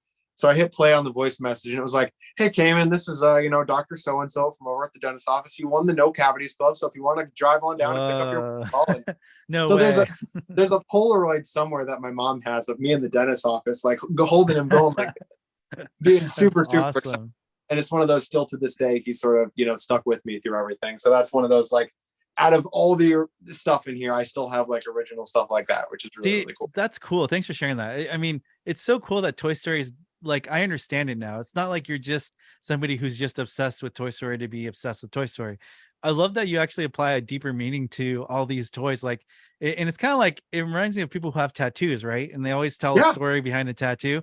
I think toy collecting is very similar. It connects you to core childhood memories or core family memories. Like these are like important staple memories that you carry for your whole life. And I think even for me, like these toys were part of my journey as well, because I started collecting these toys in college when I was a different person back then. Like I was times where I was struggling with money and I was like, I only have $10 left on this credit card, but I really need this Toy Story collection Rex. And like those toys were with me during those struggles of like, how am I going to pay my bills? And like, it's kind of, for me, it was part of my journey. And that's why these toys mean a lot to me too, because they followed me through my growth, my maturity, my responsibility when I wasn't responsible back in the day. And they survived the hurricane that was my life at that time. But, it's just really cool that you're also able to tie the toys to your life story, to your core memories. And that's really special. And I think that's what I feel people don't recognize. They can see a toy and be like, oh yeah, it's a cool toy. But to some people, a toy isn't just a toy. It's like, it's just part of our life story. Oh, absolutely. And that's what's Yeah. sort of fun about this, is that, like, a lot of people will just come in and go, oh, he just buys a lot of Toy Story merchandise. And it's like, well, no, to me, it's like, I can literally like I could grab something off the Yeah. shelf here and I can tell you the full story of when I got it, how I got it, where I Yeah. was, what I'm feeling. Like, each thing that, like, you collect, whether it's big or small, Yeah. everything in this collection has a story about how I got it. It has a memory. It has something attached to it So it's also really fun that way to be able to sort of, have it. Tattoos is a great analogy. I sort of never thought about collecting in the same way that people get tattoos, but you're spot on when you make that analogy. Yeah, and it it helps that I'm a therapist, because I used to come up with metaphors all the time for Sure. therapy. Like, but yeah, it definitely is where it comes from. I'm really good on the fly with those. But basically, what I wanted to add to this was, I want to inspire people out there who maybe are on the fence about collecting. It's like, do it for the right reasons. I think sometimes people do it for the money. I mean, not to throw shade, but I've seen some, Toy Story people who are in it for the money. I know Yeah. they're in it to just sling you a toy for money, and I've seen that. Yep. Or, you can tell, like, people like me, I'm like, no, this is my life. This is not just because this is my job. Yeah, I love it's my job, but this is my life. I used to do this for free. Like, I was a YouTuber not getting paid before I got paid. You know what I mean? So, like, I would still, if tomorrow my channel got demonetized, hopefully it doesn't, I would still make videos because it's who I am. You know what I It's mean? what you love doing, and you're good at it, which is Thank you. I the appreciate other cool thing. The one thing you're doing that's so cool is like for example, before we were recording this, I was actually watching the video you just released of the customs, where it was putting all of those customs Right. together. And that is such a genius idea. Like the second you put out that video, like last week or whatever, we're like, hey guys, everybody take your custom things, send them to me. I'm going to put them all together. I'm like, dude, what a cool way to show off like everybody's work. And it's sort of a way for everybody to feel like involved in your channel. Like for someone to like, well, for someone like me now, this is insanely cool because I've been watching Today I Grew Up for years. And so to be able to turn on Today I Grew Up and there I am, that's like a super cool moment. So for you to sort of give that to people in those custom videos, for them to show up and be like, I spent a lot of time working on that, and now like hundreds of thousands of people are going to get to see it. Yeah. That's a super cool thing that you're doing, man. Thanks, man. I really try. Like I said, I love bringing people together for a common cause. I did that with my music. I still do that with my music. That's why I like being in a band and celebrating music moments with people is such a beautiful, experience as well, because music is very powerful. And same thing with the toy collecting community. I look at it equally the same. It's another community of people that think the same, who are passionate about something, and we're coming and sharing things together. And what cooler way than to give back to the community who have helped support me, like do fan shows. That's why I do fan shows once a year. And even though they don't actually do well on my channel, sometimes they don't get the most views, I still do them because I don't, for me, it's not just about monies and views and all that. For me, it's about, I care more about the community than anything else. So I'm always going to try to find ways to give back, you know what I mean? So that was me giving back, being something you enjoy, if it's something you enjoyed, the Mail Mondays, I always watch Thank you. Out. And so it's, you certainly have your loyal fans that I think are sticking through with everything, which is great. Yeah. And I'm just glad people appreciate it. That's all I'm trying to do, is inspire people, trying to keep the fandom alive. But, if we don't talk about it, then, who will? And it's, we're the fans. So why not? Exactly. Let's get it out there. That's why, sort of when Lightyear was coming out, a lot of us, sort of took it upon ourselves to sort of be like the forefronters of like, all right, go see this movie. It's amazing. Like, it's so good. And, with Disney Plus, go see it. It's really good. But I'm selfish. I'm telling people to go see it because I really want a sequel. I'm like, we want more of this. So please watch it so we can eventually get more. Yeah, it's just infinite. I remember even my own parents ask me sometimes, they're like, do you ever run out of ideas for your channel? Like, you're literally posting Toy Story like every day. How do you ever run out of ideas? And in my head, I'm just kind of like, you know what? I have this gift. Like, I don't run out of ideas. I'm a very creative person. I feel like I was born to do this. Like right now, I'm looking at a board of 40 Toy Story toy videos I still have to get to right now. And that's not necessarily brand new items.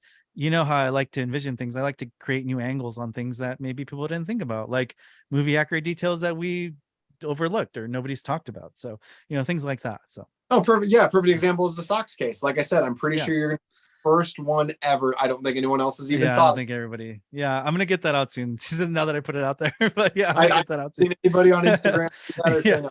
Yeah, no, it's fine. It's not like like I said, I do this because I love it. It's my passion. I'm going to do it whether or not people do it or not. I'm still going to do it. You know what I mean? So like for me, the more the merrier. And yeah, I'm just super happy to share this fandom with everybody. And I'm glad people like you are still out there, appreciating it and telling your friends about it and everything. And I'm like you, I'm the Toy Story guy too in my circles. And literally it makes you smile, I'm sure. But every time something Toy Story pops up, guess who gets the messages? My friends, my family, everybody says, did you see this Buzz thing? Did you see this Woody thing? Whether it's a TikTok, whether it's a toy from Shop Disney, whether it's some kind of ad for something, even if it's like Toy Story water bottle, I'll get those. Yeah, I'll whether get it's the anything. Yeah. Isn't that cool? Because then people like you, I follow you for news because you always seem to get things first too. I mean, occasionally I do get to things to you first, and you're like, I didn't see that yet. I'm like, I didn't see But that at all. But Yeah, between no, me and you, we get it out. It's funny that you, about, I think a week or two ago, when Tom Hanks and Tim Allen were spotted having lunch together, Yeah. probably had 5 or 6 different people within like the first Nice. 2 hours that to me. And it was like, That's have you awesome. seen this? Have you seen-" And then I had people being like, what does it mean? What does it mean? And I'm like, guys, I don't know what it means. Like, I know they're friends. I know they're friends. And It could have just been breakfast in LA. That's it. That's what I think it was. Yeah. Yeah, I'm sure it was just that. But it's always fun to speculate, and It's fun. rumors are okay. Maybe they were at Pixar recording something and they went to go get lunch. You never know. What are your thoughts on Jim Hanks voicing the toys and everything else besides Tom Hanks? What do you think of that brother back and forth kind of thing? I was almost going to make a joke and be like, are you sure that it's Jim? Because I make comments all the time. Yeah. It's one of those that like I always sort of knew something was off. Okay. What's funny is like me and my fiance, we had this discussion as we were leaving Toy Story Land last year, because in Toy Story Land, they have a giant Woody statue. Yeah, I remember. That is Jim Hanks' voice it's. So it's one of those that like we were talking as we were leaving the parks, and my fiance brought up the question. She's like, do you think Jim Hanks has actually voiced Woody more than Tom Hanks has at this point? And I sort of had to stop and go, I think so. Yeah. Between toys, the video games, like the commercials, the random like side things that Jim has done, because he's done like so much. Like basically anytime Woody's not in a movie, it's Jim. Whether it's a toy or the theme parks or things like that. So it's sort of begs the question of like, at this point, I think he's maybe done it more than Tom.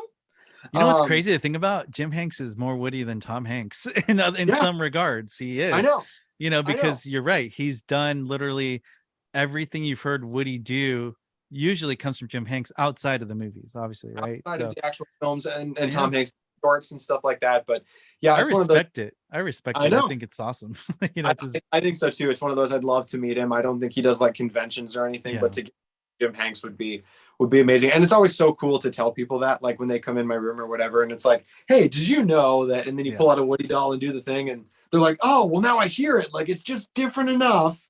Yep. It doesn't sound. Yeah. And it's crazy because to this day, I post it on my stories all the time that I stop posting because I get it every day. I still get to this day, Jim Hanks. Who's Jim Hanks? I still get that every day. So I still see you posting that. I'm like, how do you get it? This like it's moments like that remind me that there's 7-8 billion people on this planet, 9 billion. I don't know how many we're at, billions are we at now? But there's just so many people that it's impossible for everybody to know.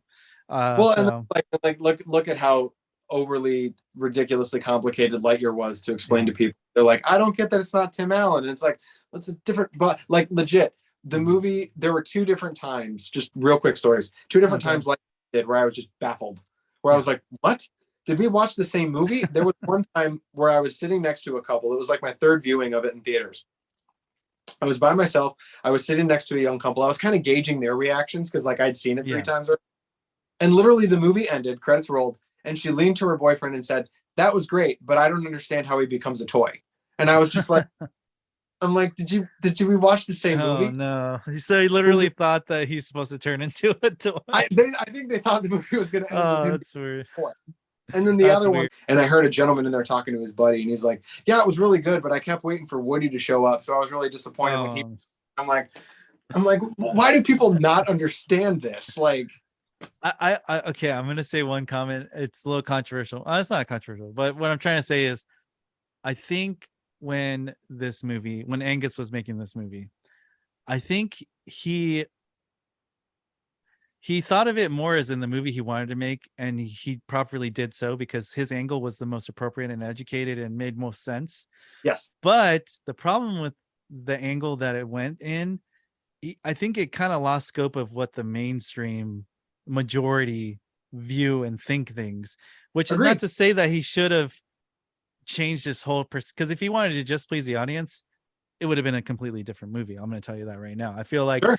it would be catered more to the mentality of people like those comments that you heard, which you Yep. would have to make it you watered down. It would not be the same movie, which I like Lightyear for what it is, and it's a perfect movie, but not everybody's going to get it. And we just have to accept that they just should make another spinoff or something that would help please those other people. It's a little more. Because the Toy Story camps and Lightyear camps are a little separated. They kind of are. They just really are. They absolutely are. And you're absolutely right. I love Angus MacLane. I'm, as I said earlier with my on Twitter, I'm a huge fan of his. But there's a huge but here. I'm a huge fan of his, huge fan of Lightyear. But I do think one of the downfalls of Lightyear, and I've seen this with like his interactions with people on Twitter and through his interviews and stuff, is that a lot of the movie is in his head. Right. And a lot of the things that make sense to him make sense in his head, but he didn't necessarily put it on screen. Right. It's one of those that, like, if you ask him anything on Twitter about the movie that doesn't make sense, he has an answer for it. Right. You're like, well, this doesn't make sense. He's like, oh, well, here's why. So it's one of those, I think it's all there in his brain. Right. But it didn't necessarily all translate that well to screen. Exactly. But, and I think he has it all in his head. I 100% agree. And not to criticize the movie at all, but I think that if they, and I get why they didn't get, Tim Allen to voice Buzz, right? If they would have gotten him to voice this Lightyear movie, I know it's really weird. I feel like more people would have drawn to it a little bit stronger because they would have been like, okay, this is like Toy Story for me now. You know what I mean? Yep. Even though I get why it's Chris Evans, and I respect Chris Evans, and I love Chris Evans' performance. So I'm not knocking that at all.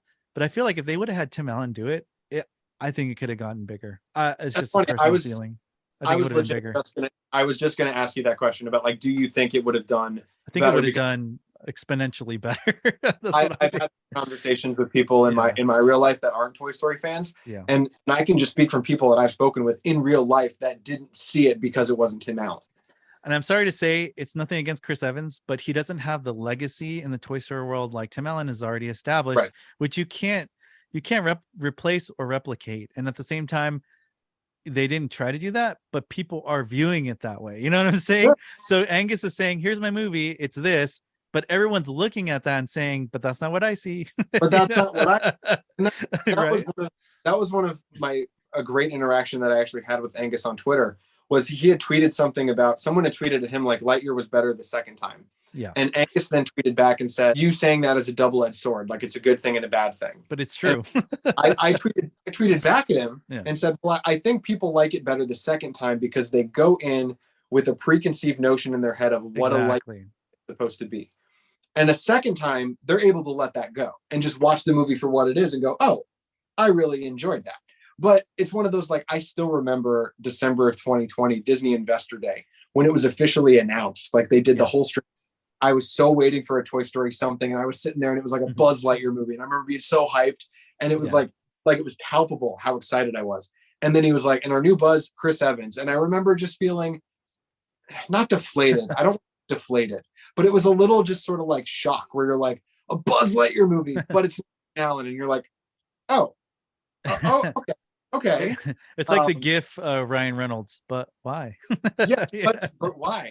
So no, I to answer your question, yes, I do think the box office would have been better. I think maybe reception would have been a little bit better had it been Tim Allen. But but here's the other thing too, is when you watch the movie, I don't know that Tim Allen would have worked. It wouldn't have made sense. Yeah. When I think about the end, then when he's like, not today, Zurg, and he blasts him. Right. Like, hear Tim Allen go, not today, Zurg. That would have been awesome. Like, that would have been.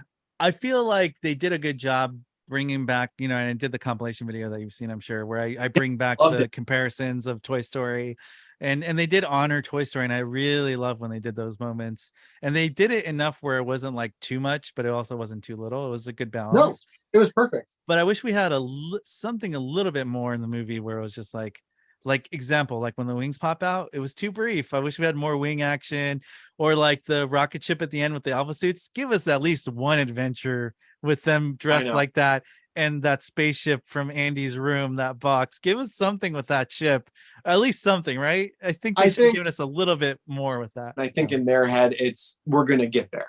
I hope so too. It's one of those, Angus made a comment on Twitter a few months ago that like the Disney Plus numbers were really where it was at, because like obviously if we get a Lightyear 2, it's not going to go to theaters. Like that's just, Yeah.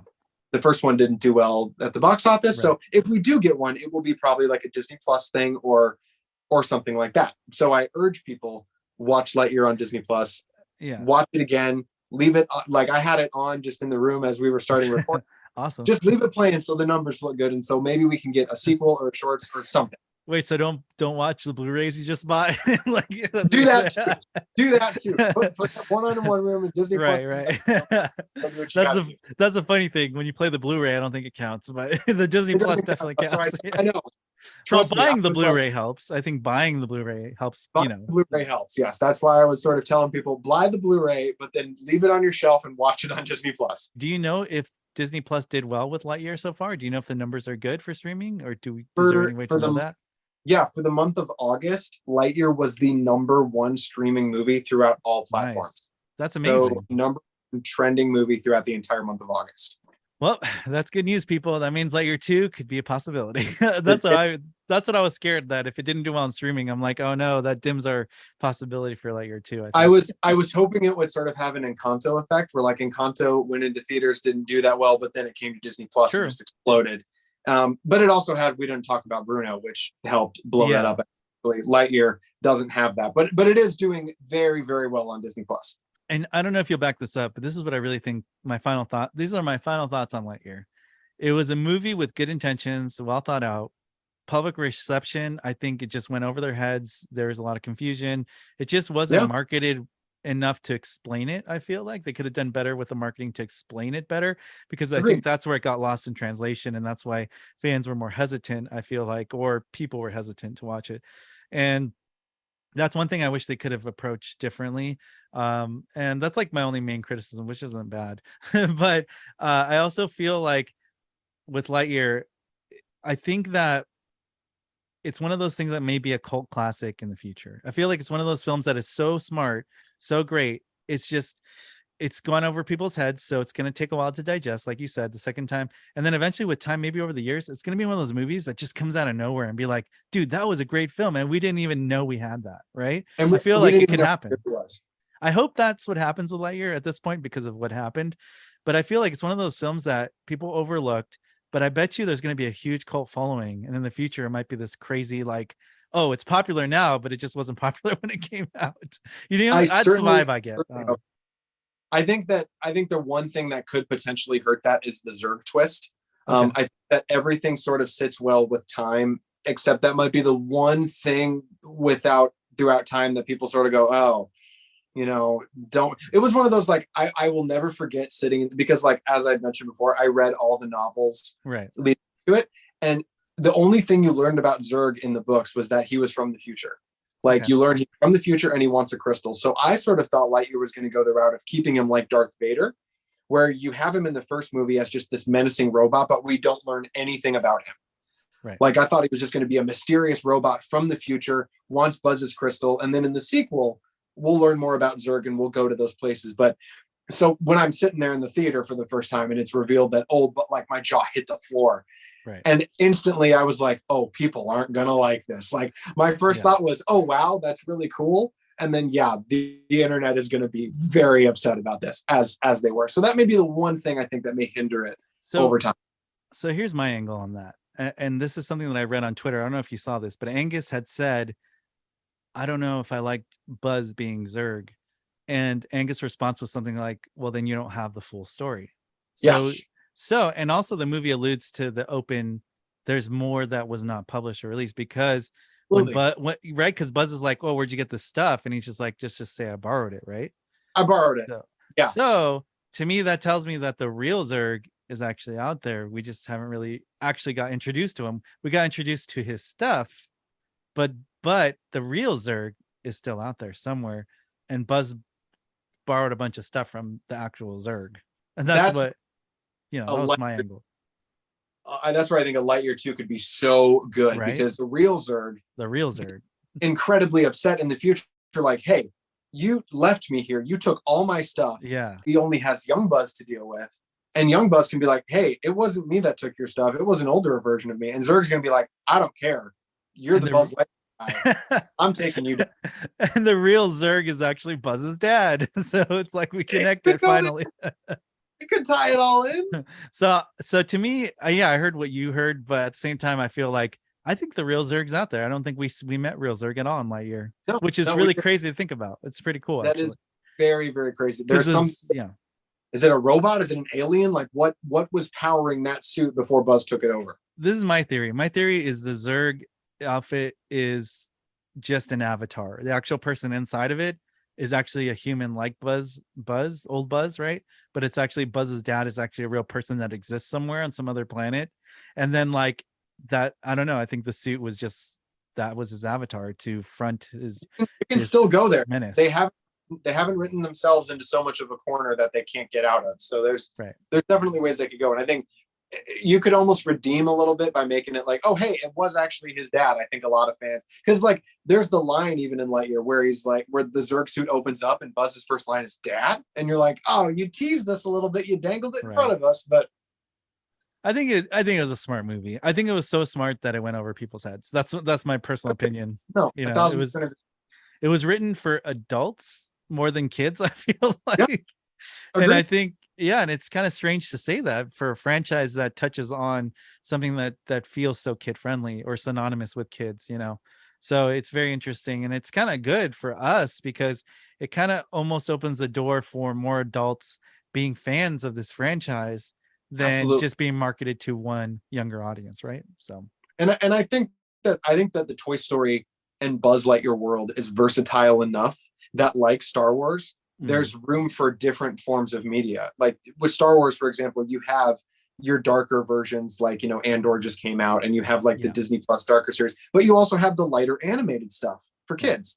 And I feel like Toy Story is also versatile enough that you can have like Lightyear, which is a darker thing, but you can also have Forky Asks a Question, and you can have more shorts like that. So I think with Disney Plus, there are ways to sort of keep the franchise going for both the young and old fans alike. Yeah, and I wanted to highlight that at some point too, was Toy Story is almost becoming as an epic franchise like Star Wars. I think it is there. You know, it's like it's that timeless mega movie that has mega fans, and just like Star Wars community or Back to the Future community, Toy Story is that contender. And even to the point now, because 1995 was it was over how many years now? It's approaching 30 years now. Yeah, 30 years now. So if you really think about it, we're not kids anymore. We're adults who stayed with the movies. And so it's become a rift now in the community where I feel like there's going to be the only Toy Stories that exist is Toy Story 1 through 3. Anything after that, like shorts or Toy Story 4 and 5 or Lightyear, that doesn't exist. Right? It's like you get that in every fandom. Indiana Jones, same thing. People hated Crystal Skull, a lot of those old school fans. So anything part 4 and on of Indiana Jones, they hate it, right? It's always like the part 4 that kills it for them. I don't know what it is. Like same thing with Star Wars, right? The original was great, and then the purist after that, oh, Disney ruined it. And for me, I loved it all. I love everything. So. I wasn't a huge fan of Indiana Jones 4, but seeing Harrison Ford on stage at D23, like almost years, saying this one is fantastic. That got, I'm like, all right, you got my money for Indiana Jones 5. All right. You know what's crazy? It's about perspective, like you said about the Lightyear thing too. When I watched Indiana Jones 4 for the first time, I was thinking about all the negative critics I'd already read that spoiled it for me, saying, oh, it's aliens, lame CGI. But then I watched it years later, unbiased, because so many years had passed. And I was like, you know what? I'm going to watch 4 with an open mind. And I actually enjoyed the movie a lot. It was to the point. Yeah. And it was to the point where I'm like, if only I didn't listen to all the negative voices in my head that like spoiled it for me, I would have loved it more the first time. You know, that's just me. And that's, you know, so I always, so I'm gonna go back and revisit it now, because I have not seen King of Crystal Skull in probably over 10 years. Gotta watch it. I'll go back and revisit it now with an open mind. Watch it with, you're a fan of Indiana Jones, the character, and what he brings to the table, and Harrison Ford. If you just look at it through that lens, you might see the movie a lot differently. I don't know. It's action adventure with Indy back. Yeah. And I kind of feel like that for Indy 5. I'm already kind of ignoring all negative comments, and I'm like, I'm just gonna enjoy Indy 5. I love Harrison Ford. I love John Williams. He's doing the music again. Like Yeah. this can't be more epic than that. So I'm not gonna dog it. I'm a true fan. I know I'm gonna love it. I'm already gonna call it. I'm gonna love it. I don't care what they do in that movie.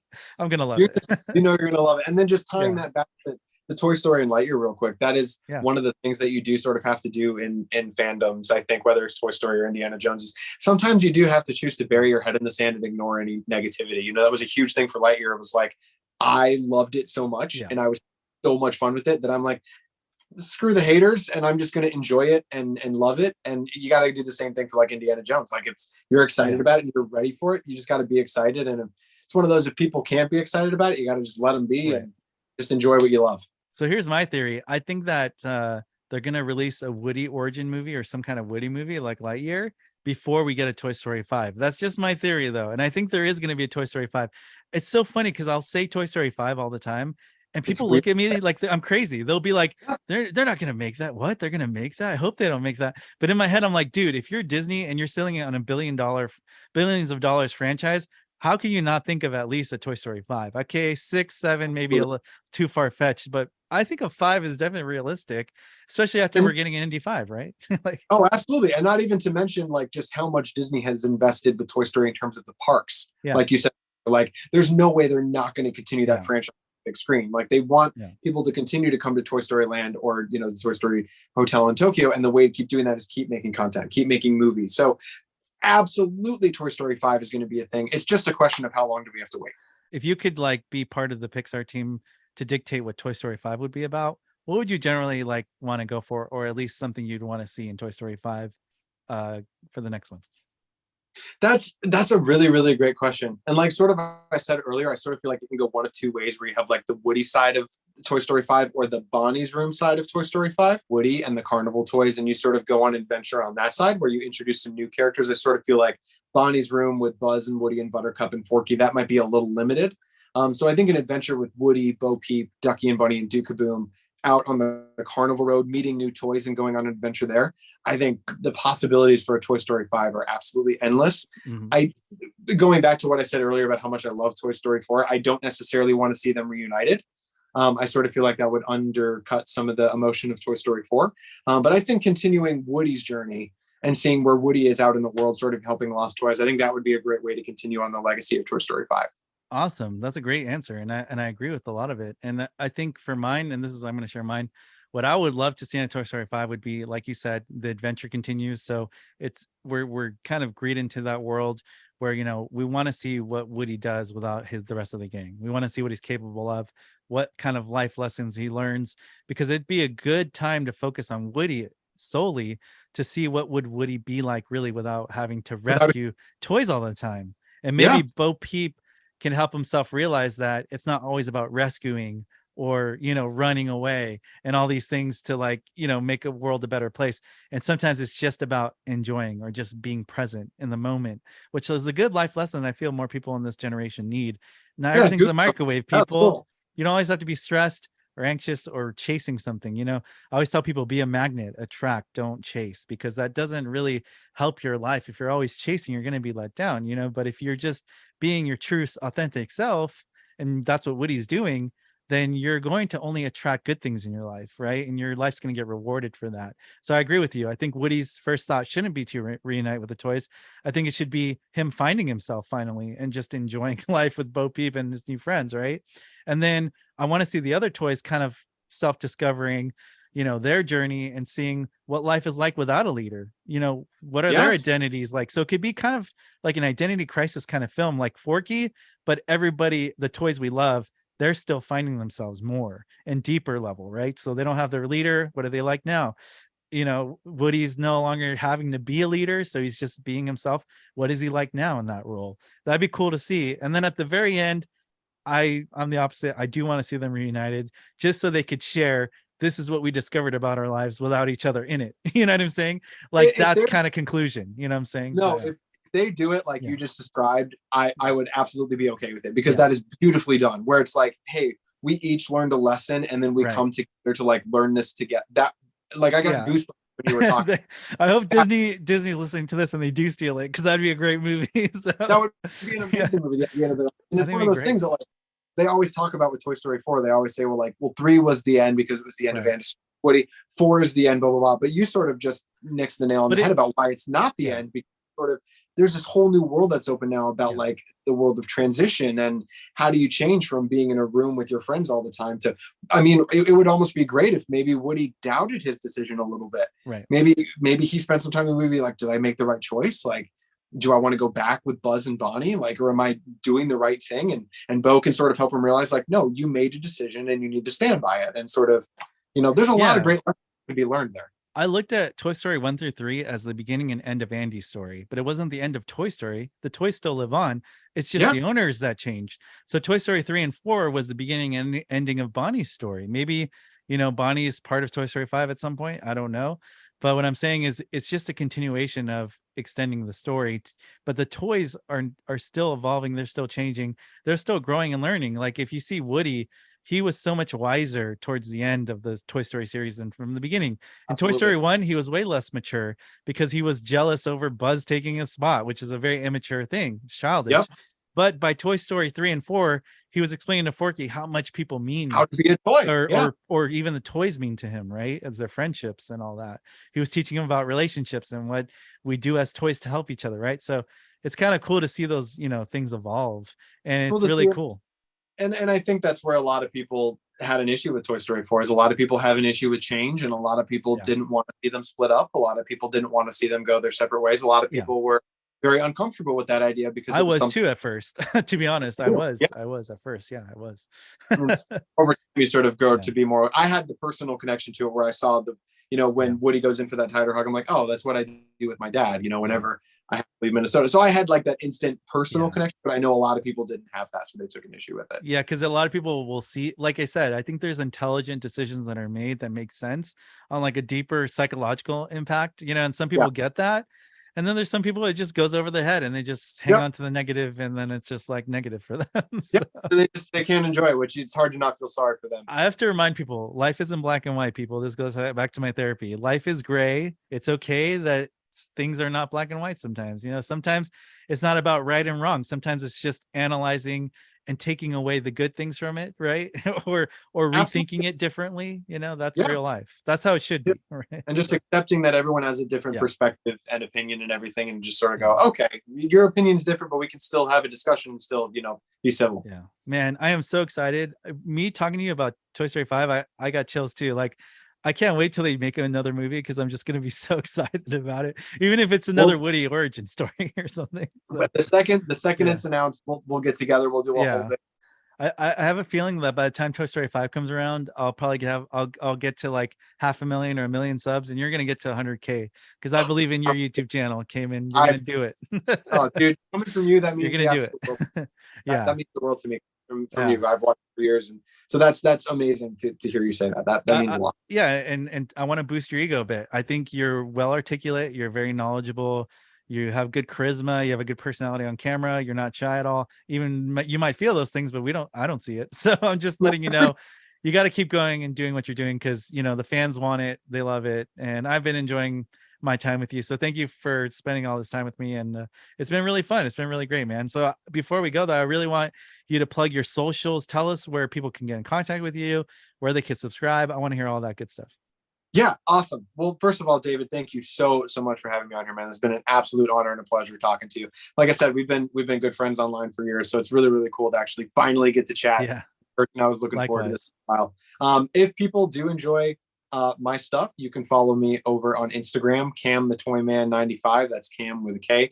I do post daily on there, sometimes twice daily, and it's all Toy Story related. It's items in my collection. It's new items for my collection. It's Toy Story news if there's anything drastic like that. So you can go ahead and follow me over there. Same thing on YouTube, Cam the Toy Man 95. And I sort of post on YouTube whenever I feel like it, whenever I have an idea for a video.